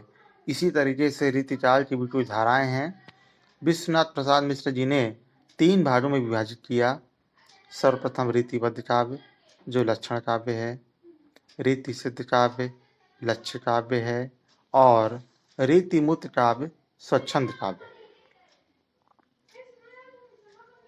रीतिबद्ध के प्रमुख प्रवर्तक आचार्य केशवदास जी रहे हैं। रीतिबद्ध के प्रमुख प्रवर्तक केशवदास जी रहे हैं, और रीतिबद्ध नहीं पूरे रीतिचाल के अगर हम बात करें तो प्रमुख कवियों में आचार्य केशवदास का नाम सर्वप्रथम है। इनके अन्य कवि भी हैं, जैसे चिंतामणि, हरिराम, देव, पद्माकर। रीति सिद्ध काव्य में प्रमुख प्रवर्तक बिहारी जी रहे। बिहारी जी से सभी परिचित हैं। इनके प्रमुख एक दोहा भी है, देखन में छोटे लगे घाव करे गंभीर। इनके अन्य कवियों में दयानिधि हैं। इसी तरीके से रीति मुक्त काव्य है जिसे स्वच्छंद काव्य भी कहा जाता है। इसके प्रमुख प्रवर्तक धनानंद जी रहे। इनके अन्य कवि जैसे आलम बोधा। अब रीतिचाल की कुछ विशेषताएं हैं, प्रमुख विशेषताएं इनकी हम आपको बताना चाहेंगे। सर्वप्रथम रीतिचाल को ही दरबारी संस्कृति का काव्य कहा जाता है। अब एक प्रश्न हमेशा उठता है कि दरबारी संस्कृति का मतलब यहाँ पे क्या है, तो मैं बताना चाहूँगा। क्योंकि उस समय सारी रचनाएं जो उसमें कवि थे वो राजा महाराजाओं के दरबारों में रह के करते थे। जैसे तानसेन जी को सब जानते हैं, सबने सुना होगा कि उनके जब वो सुनाते थे, जब वो गाते थे तो जो वहाँ के दीपक होते थे वो जल उठते थे। तो उसी तरीके से उस समय का काल दरबार कवियों था। उस समय जो कवि थे वो दरबार में रह के राजा महाराजाओं की कविताओं को पढ़ते, सुनते थे, लिखते थे, सुनाते थे, और उनको बाहरी रीति रिवाज समाज से ज़्यादा कोई मंतव्य नहीं था। उस समय के जो भाषा थी वो ब्रज भाषा का प्रयोग किया गया। उस समय जो कवि थे उन्होंने ब्रज भाषा का ही प्रयोग किया, और दोहा छंद की प्रधानता थी। और उस समय जो प्रमुख छंद था वो सवैया था। इसी तरीके से कुछ प्रमुख कवि भी रहे। मैं सबका नाम तो नहीं, पर कुछ नाम जरूर बताना चाहूँगा, उनकी कुछ रचनाएं बताना चाहूँगा जो शायद सब जानते भी हैं। अगर हम देखें तो उस समय के प्रमुख कवि केशवदास जी, सेनापति जी, चिंतामणि, भिखारी लाल, देव, पद्माकर, बिहारी, धनानंद, आलम, बोधा, इस तरीके से उस समय कवि रहे हैं। आप इसी तरीके से उनकी रचनाएं भी देख लीजिए। जैसे आचार्य केशवदास की बात करें तो इनकी कवि प्रिया, रसिक प्रिया, रामचंद्रिका, विज्ञान गीता, है ना, इस तरीके से कुछ रचनाएं इनकी रही हैं। नेक्स्ट सेनापति जी की बात करें तो सेनापति की प्रमुख रचनाओं में कवि रत्नाकर, काव्य कल्पद्रुम। फिर चिंतामणि की बात करें तो चिंतामणि जी की प्रमुख रचनाओं में रसराज, साहित्य सूर, इस तरीके से कुछ और रचनाकार हैं जिनकी रचनाओं को मैं समय के अभाव में रहते यहाँ पे तो नहीं, लेकिन हाँ दोबारा अवसर मिला जरूर बताना चाहूँगा। और रीतिचाल को कुछ शब्दों में बता पाना या अपने कुछ बातों में कह पाना बहुत ही, मुझे लगता है कि बहुत ही कठिन काम है। क्योंकि उस समय के जो राजा महाराजा थे, जो उसमें कवि थे, वो उनका वर्णन अपने नहीं कर पाए तो मैं तो इतनी छोटी बात में, लेकिन जो मुझसे समझ में आने बात कही। और रीतिचाल ही नहीं, जितने भी चाल हिंदी साहित्य हैं, आधुनिक चाल, भक्ति चाल, इन सभी की अपनी भी विशेषता रही, अपने अपने सबके भाव रहे, अपने सबके छंद रहे हैं। और इसी तरीके से अगर इस संस्थान द्वारा समय समय पर ऐसे ही विषयों पर गोष्ठी की जाए तो फिर वो दिन दूर नहीं कि हिंदी साहित्य का इतिहास हमेशा हमेशा के लिए अमर रहेगा, जो कि रहा भी है। और हमेशा बस मैं अमेठी एक ही बात कहना चाहता हूँ कि जो पल बीत जाए वो भी इतिहास है।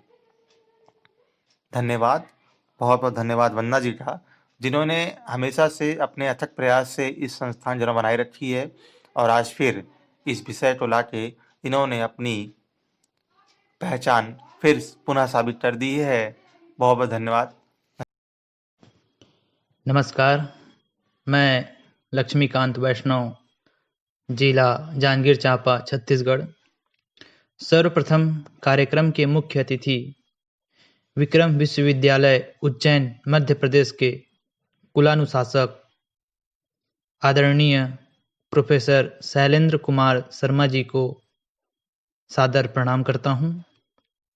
साथ ही कार्यक्रम के अध्यक्षता कर रहे सम्माननीय वरिष्ठ साहित्यकार डॉक्टर सूर्य प्रसाद दीक्षित जी को सादर नमन तथा आज के विचार गोष्ठी के मुख्य वक्ता लखनऊ विश्वविद्यालय के प्रोफेसर एवं अनेक सम्मानों से सम्मानित प्रोफेसर परशुराम पाल जी को सादर प्रणाम तथा विश्व हिंदी साहित्य सेवा संस्थान के सचिव डॉक्टर द्विवेदी जी एवं आज के कार्यक्रम के आयोजक एवं संचालक डॉक्टर वंदना श्रीवास्तव जी, साथ ही समस्त पदाधिकारियों को प्रणाम करता हूं एवं आज की विचार गोष्ठी में शामिल करने के लिए आप सभी का मैं हृदय से आभार व्यक्त करता हूं। आज की विचार गोष्ठी रीति काव्य के नए प्रसंग पर है। रीति काव्य के नए प्रसंग में बात करने से पूर्व इसके नामकरण के बारे में देखा जाए तो आचार्य रामचंद्र शुक्ल ने 1700 विक्रम संवत से लेकर 1900 विक्रम संवत और ईस्वी सन में देखा जाए तो 1643 ईस्वी सन से 1840 ईस्वी सन तक के कालखंड को रीति काल की संज्ञा प्रदान की। उनके अनुसार इस काल में रीति तत्व की प्रधानता को ध्यान में रखते हुए इसका नामकरण रीतिकाल किया गया है। रीतिकाल को समय सारणी के अनुसार उत्तर मध्य काल के नाम से भी जाना जाता है। आचार्य शुक्ल के रीतिकाल नामकरण के अतिरिक्त भी इस काल की प्रवृत्तियों को दृष्टिगत रखते हुए अन्य विद्वानों ने अलग अलग नामकरण किया है, जिनका संक्षेप में विवरण निम्नलिखित है। अलंकृत काल साहित्यिक प्रवृत्तियों के आधार पर रीतिकाल को मिश्र बंधुओं ने हिंदी नवरत्न में अलंकृत काल कहा है। कलाकाल डॉक्टर गोविंद शर्मा के शब्दों में जहां मिश्र बंधुओं का अलंकृत काल नामकरण इस युग की कविता में अलंकारों के प्राधान्य को अधिक महत्व देता है, वहां डॉक्टर राम शंकर शुक्ल रसाल द्वारा निश्चित नाम कला पक्ष की प्रधानता को इस काल की प्रमुख प्रवृत्ति के रूप में मान्यता देता है। श्रृंगार काल आचार्य विश्वनाथ प्रसाद मिश्र ने रीतिकाल के लिए श्रृंगार काल की संज्ञा प्रस्तावित की है। उनके विचार में किसी काल विशेष का नामकरण उस काल की आंतरिक प्रवृत्ति को ध्यान में रखकर होना चाहिए। श्रृंगारिकता इस काल प्रमुख अभ्यंतर प्रवृत्ति रही है। इस काल के कवियों का प्रतिपाद्य विषय श्रृंगार रस ही रहा है। रीतिकाल में लिखित संपूर्ण उपलब्ध काव्य को उनके विषय या प्रवृत्ति के आधार पर निम्नलिखित 3 वर्गों में विभाजित किया जाता है। रीतिबद्ध काव्य, इसे लक्षण काव्य भी कहते हैं। रीतिबद्ध काव्य वह काव्य है जो रीति निरूपण के रूप में लिखा गया हो। इसमें इस काल में लिखे गए वे सभी रीति ग्रंथ आ जाते हैं जिसमें काव्य अंगों का पद्ममय लक्षण प्रस्तुत कर उसके उदाहरण के रूप में स्वरचित काव्य प्रस्तुत किया गया हो। प्रमुख रचनाकार एवं रचनाएं पर गौर किया जाए तो चिंतामणि की काव्य विवेक, कविकुल, कल्पतरु श्रृंगार इत्यादि, मतिराम की रसराज, वृत्त कौमुदी इत्यादि। और रीति सिद्ध काव्य, इसे लक्ष्य काव्य भी कहते हैं। रीति सिद्ध कवियों द्वारा लिखा गया काव्य रीति सिद्ध काव्य कहलाता है। रीति सिद्ध कवि वे हैं जिन्होंने रीति काव्य की बंधी बंधाई परिपाटी में आस्था रखते हुए लक्षण ग्रंथों का प्रणयन नहीं किया, अपितु स्वतंत्र ग्रंथों के द्वारा अपनी कवि प्रतिभा का परिचय दिया। राजशेखर ने ऐसे कवियों के लिए काव्य कवि के पद का प्रयोग किया है। इसमें रीति सिद्ध काव्य के अगर प्रमुख रचनाकार एवं रचनाएं देखी जाए तो बिहारी की बिहारी सतसई, रसनिधि की रतन हजारा, रसनिधि सागर, गीति संग्रह इत्यादि। रीति मुक्त काव्य, इसे स्वच्छंद काव्य भी कहते हैं। रीति मुक्त काव्य रीति काल में रीति साहित्य शास्त्रीय बंधनों से जकड़ा हुआ था। इस युग के अधिकांश कवि शास्त्रीय परिपाटी पर चलकर काव्य रचना करते थे। राज दरबारों में इसी तरह के साहित्य का सम्मान था, इसलिए अधिकतर साहित्यकार इसी धारा में बहते दिखाई देते हैं। कुछ कवि रीति के निर्वाह में भी अपनी प्रतिभा और अनुभूति को कुछ हद तक अभिव्यक्त करते थे, लेकिन इस युग में कुछ कवि ऐसे भी थे जो साहित्य की बाहरी तत्वों से मुक्त अपनी अनुभूति की सही अभिव्यक्ति के धरातल पर विद्रोही थे। वे तत्कालीन साहित्य को रूढ़िबद्धता से अर्थात रीति से मुक्त करना चाहते थे, इसलिए वे रीति मुक्त कहलाए। साथ ही देखा जाए तो रीतिबद्ध और रीति सिद्ध कवियों को आश्रय देने वालों को भी इन्होंने अपनी तीखी अभिव्यंजना का शिकार भी बनाया। जैसे आपको न चाहे ताके बाप को न चाहिए कहने वाले इन कवियों ने दरबारी आश्रय को ठोकर मार दी और काव्य के प्रति सम्मान भाव रखते हुए कहा कि लोग हैं लागे कवित्त बनावत, मोहि तो मेरे कवित्त बनावत। प्रमुख इसमें रचनाकार देखा जाए तो घनानंद की सुजान हित प्रबंध, कृपा कंद निबंध, पदावली, आलम की आलम केली इत्यादि। इसमें कोई संदेह नहीं है कि रीति काव्य में सूर, मीरा, घनानंद जैसे आत्मा की पुकार नहीं मिलेगी। नाजायसी, तुलसी अथवा आधुनिक युग के विशिष्ट महाकाव्यों के समान व्यापक जीवन समीक्षा और छायावादी कवियों का सूक्ष्म सौंदर्य बोध ही यहाँ उपलब्ध होगा, परंतु मुक्तक परंपरा और गोष्ठी मंडन कविता का जैसा उत्कर्ष रीति काव्य में हुआ है, वैसा न पहले काव्य में और न बाद के काव्य में ही संभव हो सका। इस प्रकार हिंदी काव्य या हिंदी साहित्य के इतिहास में रीति काव्य का अपना विशिष्ट स्थान है। बहुत बहुत धन्यवाद। साथ ही आप सभी को नव वर्ष की हार्दिक बधाई एवं शुभकामनाएं। धन्यवाद।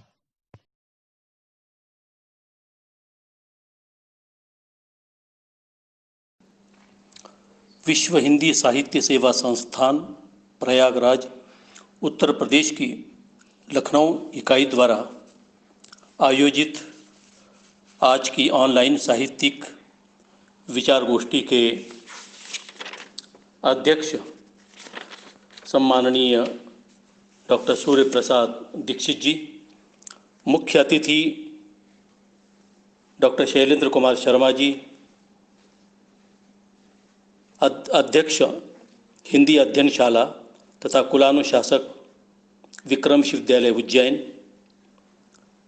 संस्थान के सचिव डॉक्टर गोकुलेश्वर कुमार द्विवेदी जी, आयोजक डॉक्टर वंदना श्रीवास्तव, मंच पर विराजित श्री नरेंद्र भूषण जी, प्रोफेसर परशुराम पाल जी, लक्ष्मीकांत वैष्णव जी, प्रभांशु कुमार जी, डॉक्टर संगीता वर्मा जी, पुष्पा श्रीवास्तव, शैली जी, पूर्णिमा मालवी जी, डॉक्टर अर्चना वर्मा जी। साथियों, आज की विचार गोष्ठी हिंदी साहित्य पर आधारित है, रीतिकाल से संबंधित है। रीतिकाल के नए संदर्भ को लेकर यह विचार गोष्ठी आयोजित की गई है और इसके अंतर्गत लगभग 6 शोध पत्र यहाँ पर पढ़े गए हैं। सभी शोध पत्र अत्यंत स्तरीय रहे, सामग्री भी उच्च कोटि की रही और उन्होंने रीतिकाल के नए संदर्भों के संबंध में अपने महत्वपूर्ण विचार व्यक्त किए हैं। वैसे देखा जाए तो काव्य कला की दृष्टि से रीति कवियों की उपलब्धि कुछ कम नहीं है, क्योंकि देव ने 72 ग्रंथ लिख दिए हैं। बिहारी और घनानंद रीतिबद्ध और रीतिमुक्त कविता को अभिव्यंजना की चरम अभिव्यक्ति तक पहुंचा दिया उन्होंने। रीति मुक्त कवि तो राज दरबारी भी छोड़ गए थे। इस प्रकार हिंदी साहित्य के इतिहास में रीति काव्य का अपना एक विशिष्ट स्थान है। रीतिबद्ध और रीति मुक्त दोनों ही काव्य प्रवाह अपनी अपनी जगह अत्यंत सफल हैं। तात्पर्य है कि भक्तिकाल और रीतिकाल मध्य युग के हिंदी साहित्य के दो प्रबल आधार है और इसी आधार पर विश्व हिंदी साहित्य सेवा संस्थान प्रयागराज उत्तर प्रदेश की लखनऊ इकाई द्वारा आयोजित आज की ऑनलाइन साहित्यिक विचार गोष्ठी के अध्यक्ष सम्माननीय डॉक्टर सूर्य प्रसाद दीक्षित जी, मुख्य अतिथि डॉक्टर शैलेंद्र कुमार शर्मा जी, अध्यक्ष हिंदी अध्ययनशाला तथा कुलानुशासक विक्रम विश्वविद्यालय उज्जैन, संस्थान के सचिव डॉक्टर गोकुलेश्वर कुमार द्विवेदी जी, आयोजक डॉक्टर वंदना श्रीवास्तव, मंच पर विराजित श्री नरेंद्र भूषण जी, प्रोफेसर परशुराम पाल जी, लक्ष्मीकांत वैष्णव जी, प्रभांशु कुमार जी, डॉक्टर संगीता वर्मा जी, पुष्पा श्रीवास्तव, शैली जी, पूर्णिमा मालवी जी, डॉक्टर अर्चना वर्मा जी। साथियों, आज की विचार गोष्ठी हिंदी साहित्य पर आधारित है, रीतिकाल से संबंधित है। रीतिकाल के नए संदर्भ को लेकर यह विचार गोष्ठी आयोजित की गई है और इसके अंतर्गत लगभग 6 शोध पत्र यहाँ पर पढ़े गए हैं। सभी शोध पत्र अत्यंत स्तरीय रहे, सामग्री भी उच्च कोटि की रही और उन्होंने रीतिकाल के नए संदर्भों के संबंध में अपने महत्वपूर्ण विचार व्यक्त किए हैं। वैसे देखा जाए तो काव्य कला की दृष्टि से रीति कवियों की उपलब्धि कुछ कम नहीं है, क्योंकि देव ने 72 ग्रंथ लिख दिए हैं। बिहारी और घनानंद रीतिबद्ध और रीतिमुक्त कविता को अभिव्यंजना की चरम अभिव्यक्ति तक पहुंचा दिया उन्होंने। रीति मुक्त कवि तो राज दरबारी भी छोड़ गए थे।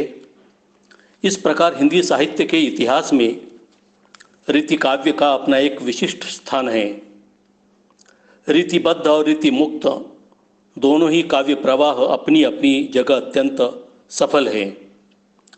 तात्पर्य है कि भक्तिकाल और रीतिकाल मध्य युग के हिंदी साहित्य के दो मैं नरेंद्र भूषण लखनऊ से विश्व हिंदी साहित्य सेवा संस्थान प्रयागराज की लखनऊ इकाई द्वारा आयोजित आज की परिचर्चा के अध्यक्ष, राष्ट्रपति सम्मान से सम्मानित पूर्व हिंदी विभागाध्यक्ष लखनऊ विश्वविद्यालय परम आदरणीय डॉक्टर सूर्य प्रसाद दीक्षित जी, मुख्य अतिथि प्रोफेसर शैलेंद्र कुमार शर्मा जी, कुलानुशासक विक्रम विश्वविद्यालय उज्जैन, इस संस्था के अध्यक्ष आदरणीय डॉक्टर शहाबुद्दीन जी, संस्था के सचिव यशस्वी डॉक्टर गोकुलेश्वर द्विवेदी जी, मुख्य वक्ता प्रोफेसर परशुराम पाल जी, आप सबका अभिनंदन करता हूँ। इस परिचर्चा की सफल संयोजिका, संचालिका तथा विश्व हिंदी साहित्य सेवा संस्थान की लखनऊ की हिंदी सांसद वंदना श्रीवास्तव जी को साधुवाद एवं शुभकामनाएं प्रेषित करता हूँ। इस साहित्यिक यज्ञ में अपनी समिधा अर्पित करने वाले शोधार्थी, सहभागी विद्वज्जनों का भी अभिनंदन करता हूँ। आज की परिचर्चा का विषय है हिंदी रीति काव्य नए संदर्भ। आज कई विद्वजनों ने अपना शोध पत्र प्रस्तुत किया है। अत्यंत परिश्रम पूर्वक ज्ञानवर्धक प्रस्तुति के लिए वे सभी बधाई के पात्र हैं।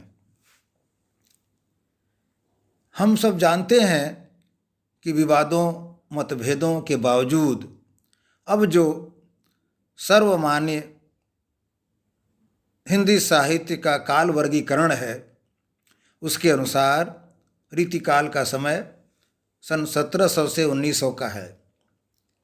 वास्तव में सन 1700 के आसपास काव्य सृजन की प्रवृत्ति, सोच और संदर्भ में मौलिक परिवर्तन दिखाई देता है।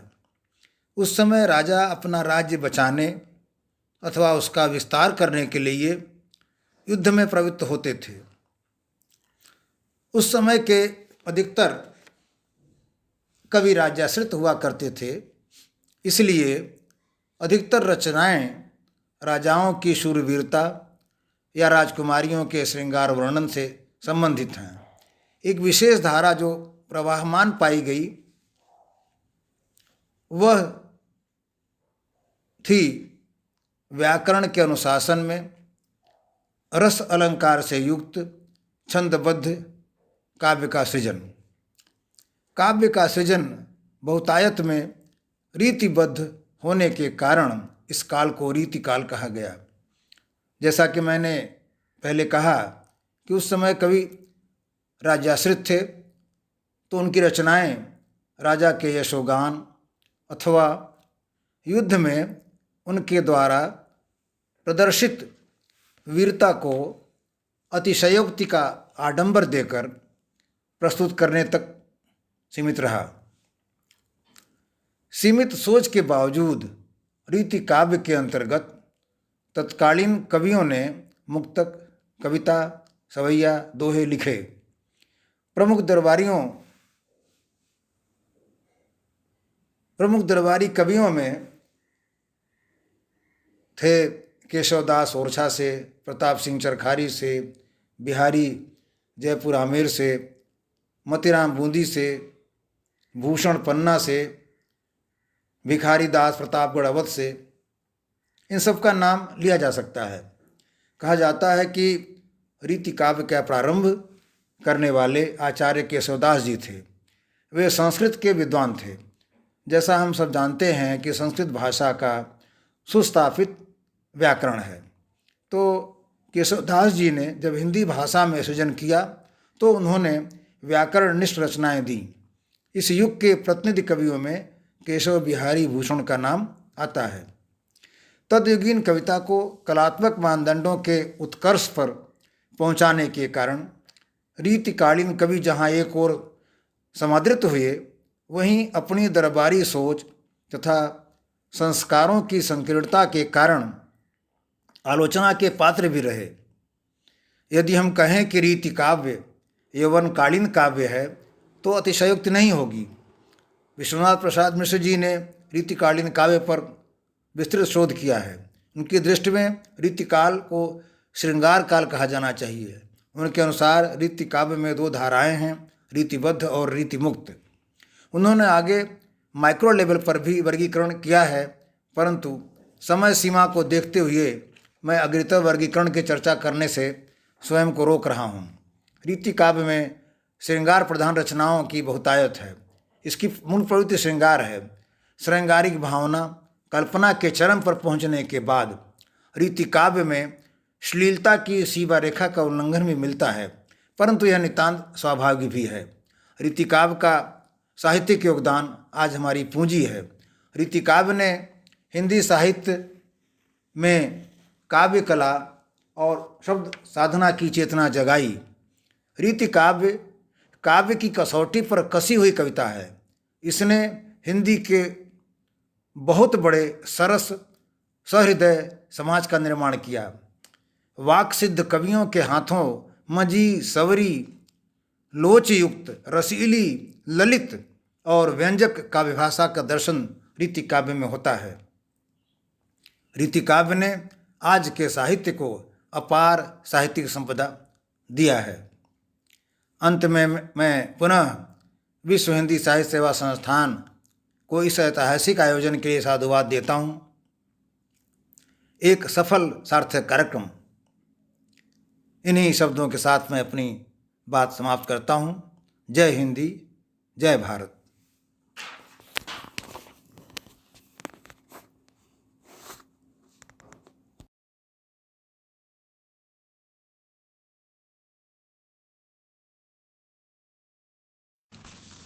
हिंदी साहित्य के उत्तर मध्यकाल को अधिकतर लोग रीतिकाल कहते हैं, किंतु देखा जाए तो उस युग में एक नहीं न जाने कितने प्रकार की काव्य प्रवृत्तियाँ विद्यमान थीं। इसलिए उसके कई नाम सुझाए गए हैं। किसी ने श्रृंगार काल कहा है, किसी ने कला काल, किसी ने अलंकृत काल। इन पर भी विचार करने की आवश्यकता है। दरअसल इस अवधि में संत काव्य, सूफी काव्य, राम काव्य, कृष्ण काव्य, वीर काव्य, नीति काव्य, व्यंग्य विनोद काव्य और उसके साथ साथ गद्य की बहुत सी विधाएं, उपन्यास, कहानी, शब्दकोश, व्याकरण, अनुवाद, साहित्य का इतिहास लेखन और विभिन्न प्रकार के उपयोगी विषयों पर शास्त्र लिखे गए हैं। रीतिधारा नई जरूर थी, लेकिन वो सबसे अधिक सर्वोपरि नहीं थी। इस तथ्य को ध्यान में रख कर के ही इस युग का स्वरूप निर्धारण, इसकी प्रवृत्तियों का विश्लेषण और इसका नामकरण करना सही होगा। इस अवधि के संत काव्यों में दो प्रकार के भेद दिखाई देते हैं। एक हैं वैष्णव और दूसरे हैं संत। एक निराकार, दूसरे साकार उपासना। इन दोनों में समन्वय भी है। इसमें वर्णाश्रम व्यवस्था का विरोध है, पर कहीं कहीं यह सवर्णों तक भी अपना विस्तार करता दिखता है। ये केवल अंत्यजों का ही काव्य नहीं है। संप्रदायों की प्रवंचना का उल्लेख करते हुए इन कवियों ने बाल विवाह का, नरबलि का, कन्याओं की हत्या का और कई जो क्रूर प्रथाएं प्रचलित थीं उनका बड़ा मुखर विरोध किया है। इन संत कवियों की जो राजनीतिक चेतना थी, विशेष रूप से सिख संतों द्वारा जो धर्मांदोलन चलाया जा रहा था, शस्त्र धारण करके जो योद्धा संत हमारे सामने अस्तित्व रक्षा के लिए आ रहे थे, उन सब पर विचार करना बहुत जरूरी है। तात्पर्य ये है कि इस युग में कई अंतर प्रवृत्तियाँ हैं और उन सब के अलग अलग अनेक संप्रदाय हैं। जैसे मुख्य संप्रदाय दिखाई देते हैं निरंजनी संप्रदाय, राम स्नेही संप्रदाय, दरिया संप्रदाय, प्रणामी संप्रदाय, बाबरी संप्रदाय, सतनामी संप्रदाय, दादू पंथ, राधा वल्लभ संप्रदाय और चरणदासी संप्रदाय। इसके अलावा जैन चरित्र साहित्य और सिख साहित्य भी बहुत महत्वपूर्ण है। गुरु तेग बहादुर ने जो वीर रसात्मक भक्ति का आंदोलन चलाया और गुरु गोविंद सिंह ने, दशमेश गुरु गोविंद सिंह ने जो योद्धा काव्य और राम काव्य परंपरा चलाई, वो नज़रअंदाज नहीं की जा सकती। इन संतों में धरनी दास, जगजीवन दास, अक्षर अनन्य, सुंदर दास, गुलाल, दूलन दास, पलटू, तुलसीदास हाथरसी, भीखम दास, नवल दास, न जाने कितने नाम हैं। इसी प्रकार इस युग में प्रेमाख्यान की परंपरा भी चलती रही है। केवल सूफियों की नहीं, हिंदू प्रेमाख्यानों की भी। भक्तिकाल से ज़्यादा सूफी प्रेमाख्यान इस युग में लिखे गए हैं। मुख्य कवियों में हैं कासिम, नूर मोहम्मद, शेख निसार, हंसराज, पोहकर, काशीराम, हरसेन, मृगेंद्र, आलम, गुमान, बोधा इत्यादि। कुछ सिख परंपरा से प्रभावित, कुछ हिंदू पुराणों में जो प्रेम कथाएं हैं उनसे प्रेरित। इन संप्रदायों में केवल जातीय सुधार ही नहीं, बल्कि भारतीय संस्कृति का जो नवोच्चार दिखाई देता है। राम काव्य भक्ति काव्य की अपेक्षा इस युग में ज़्यादा लिखा गया है। प्रमुख राम काव्यकारों में सेनापति, जिन्होंने रामायण ग्रंथ की रचना की, छत्रसाल, राजा विश्वनाथ सिंह, लाल कवि का अवध विलास, नरहरि दास, मंडन, सहजराम, मधुसूदन दास जिनका रामायण, ऐसे ही गुरमुखी में पंजाबी सिख कवियों द्वारा जो ग्रंथ रचे गए हैं, वीर रसा, और पूरा इतिहास इसमें दिखाई देता है। उस समय की आर्थिक, सामाजिक, सांस्कृतिक सारी स्थिति, जो संकलन संग्रह ग्रंथ उस बीच प्रकाशित हुए, उन्हीं के सारे हिंदी साहित्य का इतिहास बना है, विकास किया जा सकता है। आवश्यकता है इससे संबंधित जो भ्रम है उनका निराकरण करने की।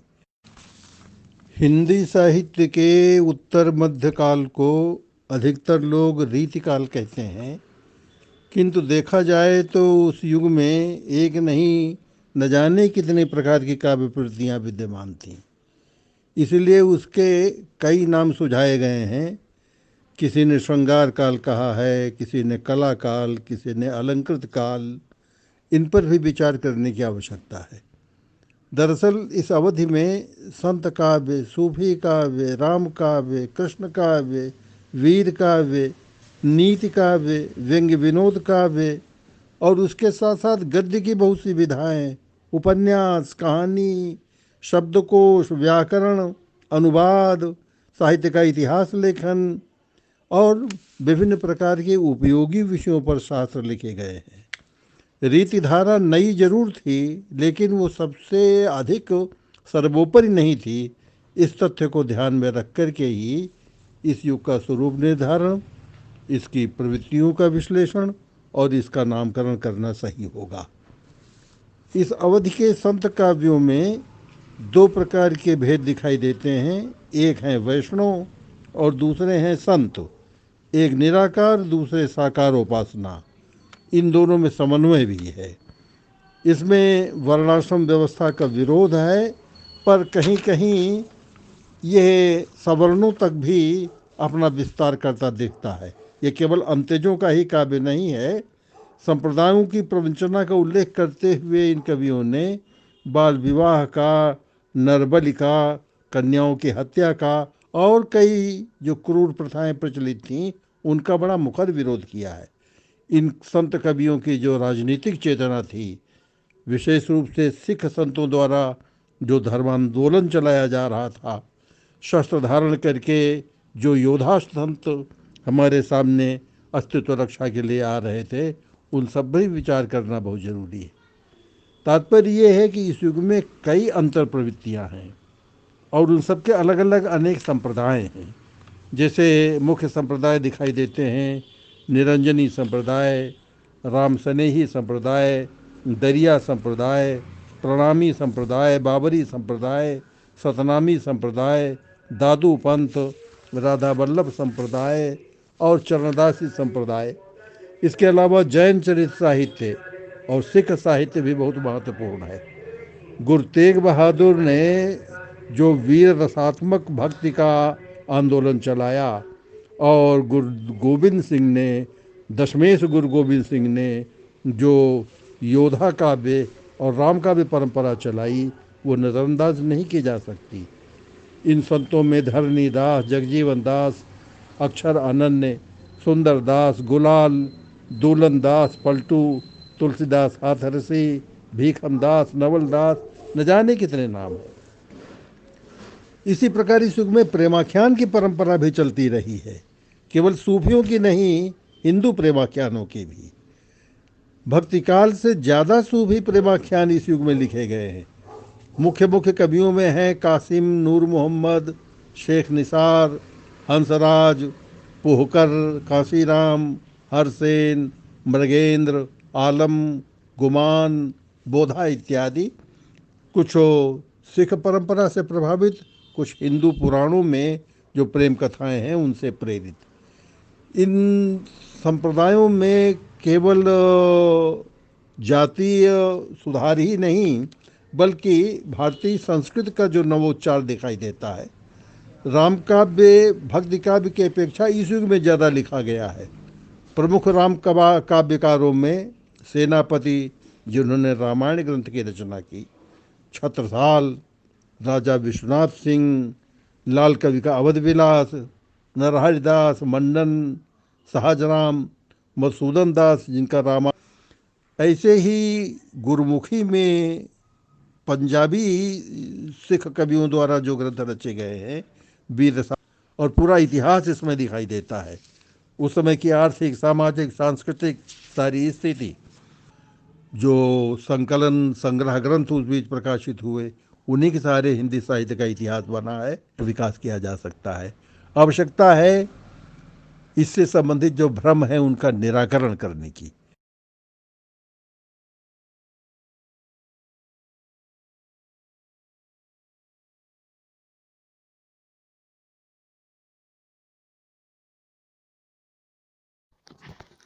आज के आयोजन के मुख्य अतिथि सम्माननीय प्रोफेसर शैलेंद्र कुमार शर्मा जी, इस कार्यक्रम की अध्यक्षता कर रहे परम आदरणीय डॉक्टर सूर्य प्रसाद दीक्षित जी, निर्णायक समीक्षक एवं संस्थान के अध्यक्ष सम्माननीय डॉक्टर शहाबुद्दीन नियाज मोहम्मद शेख जी, वरिष्ठ साहित्यकार श्री नरेंद्र भूषण जी, आयोजन के मुख्य वक्ता लखनऊ विश्वविद्यालय के हिंदी विभाग के प्रोफेसर एवं पूर्व अध्यक्ष उत्तर प्रदेश माध्यमिक शिक्षा सेवा चयन बोर्ड प्रोफेसर परशुराम पाल जी, वक्ता के रूप में उपस्थित डॉक्टर पूर्णिमा मालवी प्रयागराज, डॉक्टर सीमा वर्मा लखनऊ, श्रीमती पुष्पा श्रीवास्तव शैली रायबरेली, डॉक्टर अर्चना वर्मा लखनऊ, श्री प्रभांशु कुमार प्रयागराज, श्री लक्ष्मीकांत वैष्णव छत्तीसगढ़, मेघालय से जुड़ी हुई संस्थान की हिंदी सांसद डॉक्टर अनीता पंडा जी, अमेठी से जुड़ी हुई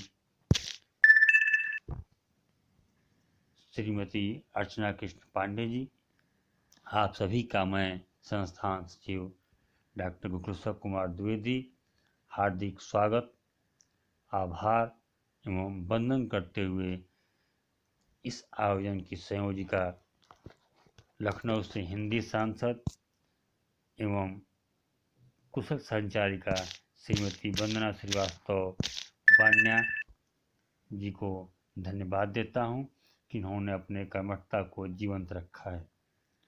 संस्थान के आयोजनों में जो भी शोध लेख आ रहे हैं उसकी सब सीमा 3000 से 5000 के बीच रखें। ऑडियो अपने अधिकतम 10 मिनट में सारगर्भित बातों को रखने का प्रयास करें। आप सबके परिश्रम से निकल आ रहे शोध भविष्य में छात्रों के लिए और स्वयं आपके लिए मील का पत्थर साबित होगा, ऐसा मुझे पूर्ण विश्वास है।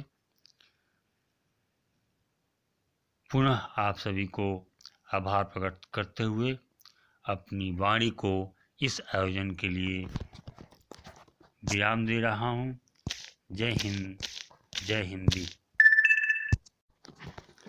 आज के आयोजन के मुख्य अतिथि सम्माननीय प्रोफेसर शैलेंद्र कुमार शर्मा जी, इस कार्यक्रम की अध्यक्षता कर रहे परम आदरणीय डॉक्टर सूर्य प्रसाद दीक्षित जी, निर्णायक समीक्षक एवं संस्थान के अध्यक्ष सम्माननीय डॉक्टर शहाबुद्दीन नियाज मोहम्मद शेख जी,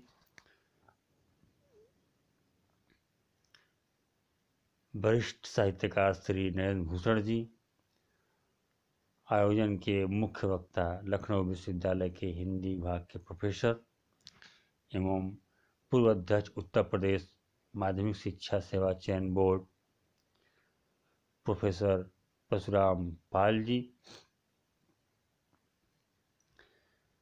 वक्ता के रूप में उपस्थित डॉक्टर पूर्णिमा मालवी प्रयागराज, डॉक्टर सीमा वर्मा लखनऊ, श्रीमती पुष्पा श्रीवास्तव शैली रायबरेली, डॉक्टर अर्चना वर्मा लखनऊ, श्री प्रभांशु कुमार प्रयागराज, श्री लक्ष्मीकांत वैष्णव छत्तीसगढ़, मेघालय से जुड़ी हुई संस्थान की हिंदी सांसद डॉक्टर अनीता पंडा जी, अमेठी से जुड़ी हुई श्रीमती अर्चना कृष्ण पांडे जी, आप सभी का मैं संस्थान सचिव डॉक्टर गुरुसव कुमार द्विवेदी हार्दिक स्वागत, आभार एवं वंदन करते हुए इस आयोजन की संयोजिका लखनऊ से हिंदी सांसद एवं कुशल संचारिका श्रीमती वंदना श्रीवास्तव बान्या जी को धन्यवाद देता हूं कि इन्होंने अपने कर्मठता को जीवंत रखा है। संस्थान के आयोजनों में जो भी शोध लेख आ रहे हैं उसकी सब सीमा 3000 से 5000 के बीच रखें।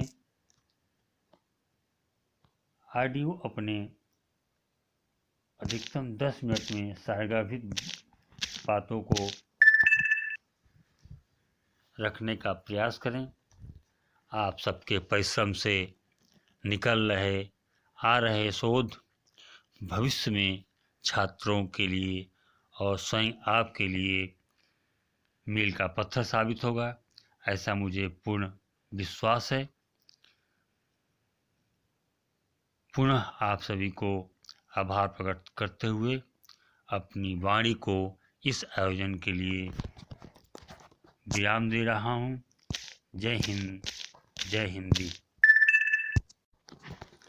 आज के आयोजन के मुख्य अतिथि सम्माननीय प्रोफेसर शैलेंद्र कुमार शर्मा जी, इस कार्यक्रम की अध्यक्षता कर रहे परम आदरणीय डॉक्टर सूर्य प्रसाद दीक्षित जी, निर्णायक समीक्षक एवं संस्थान के अध्यक्ष सम्माननीय डॉक्टर शहाबुद्दीन नियाज मोहम्मद शेख जी, वरिष्ठ साहित्यकार श्री नरेंद्र भूषण जी, आयोजन के मुख्य वक्ता लखनऊ विश्वविद्यालय के हिंदी विभाग के प्रोफेसर एवं पूर्व अध्यक्ष उत्तर प्रदेश माध्यमिक शिक्षा सेवा चयन बोर्ड प्रोफेसर परशुराम पाल जी, वक्ता के रूप में उपस्थित डॉक्टर पूर्णिमा मालवी प्रयागराज, डॉक्टर सीमा वर्मा लखनऊ, श्रीमती पुष्पा श्रीवास्तव शैली रायबरेली, डॉक्टर अर्चना वर्मा लखनऊ, श्री प्रभांशु कुमार प्रयागराज, श्री लक्ष्मीकांत वैष्णव छत्तीसगढ़,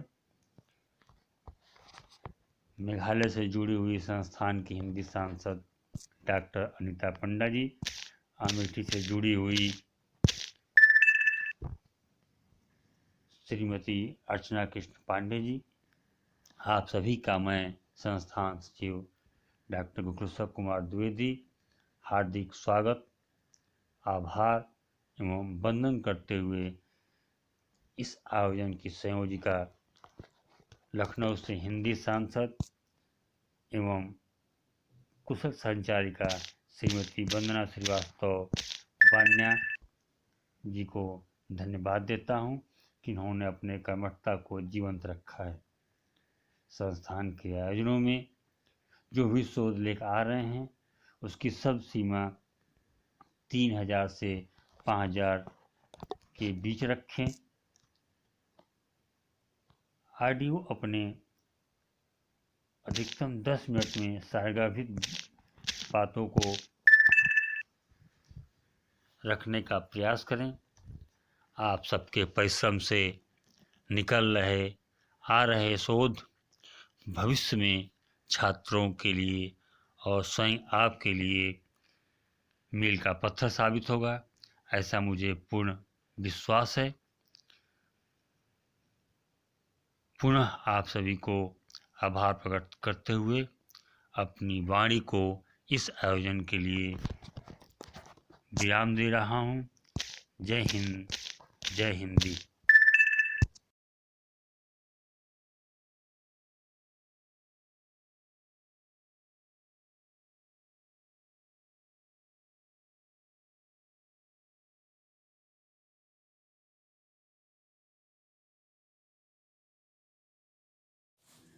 विश्व हिंदी साहित्य सेवा संस्थान की लखनऊ इकाई के मंच पर वरिष्ठ साहित्यकारों को एक बार फिर से मेरा हार्दिक अभिनंदन। ये कहना अतिशयोक्ति नहीं होगी कि यह हमारा सौभाग्य है कि इतने वरिष्ठ साहित्यकारों को सुनने का, समझने का और मार्गदर्शन का अवसर हमें सभी को एक मंच पर प्राप्त हो रहा है। निश्चय ही यह हम सब के लिए महान उपलब्धि है। हम हृदय से आभारी हैं डॉक्टर सूर्य प्रसाद दीक्षित जी के, जो हर विचार गोष्ठी में अपनी उपस्थिति व मार्गदर्शन से हमें संबल प्रदान करते हैं। और हम प्रोफेसर शैलेंद्र कुमार शर्मा जी को हृदय से धन्यवाद करते हैं, जिनके परिचय ने हमें अभिभूत कर दिया और मुख्य अतिथि के रूप में हम सबको कृतार्थ किया। अनेक उपलब्धियों के धनी और मुख्य वक्ता के रूप में उपस्थित डॉक्टर परशुराम पाल जी के विचार निश्चय ही हम सबके लिए एक बड़ी उपलब्धि है। संस्थान के अध्यक्ष डॉक्टर शेख तथा डॉक्टर द्विवेदी जी को मनोबल बढ़ाने हेतु हम सब की ओर से हार्दिक आभार एवं अभिनंदन। इसके अतिरिक्त हम सबसे पहले बधाई देंगे वंदना जी को मंच के कुशल संचालन के लिए। इनकी वाक्पटुता और इनकी कुशल मंच संचालन हमें ऑनलाइन गोष्ठी का एक अलग ही आनंद प्रदान करता है। वंदना जी, आपको हृदय से बधाई। इसके अतिरिक्त शोध अध्येताओं के रूप में तथा वक्ता के रूप में उपस्थित सभी सदस्यों को धन्यवाद ज्ञापित करते हैं और भावी विचार गोष्ठी में फिर से मिलेंगे इसी आशा के साथ आप सभी को बहुत बहुत धन्यवाद। नमस्कार। विश्व हिंदी साहित्य सेवा संस्थान की लखनऊ इकाई के मंच पर वरिष्ठ साहित्यकारों को एक बार फिर से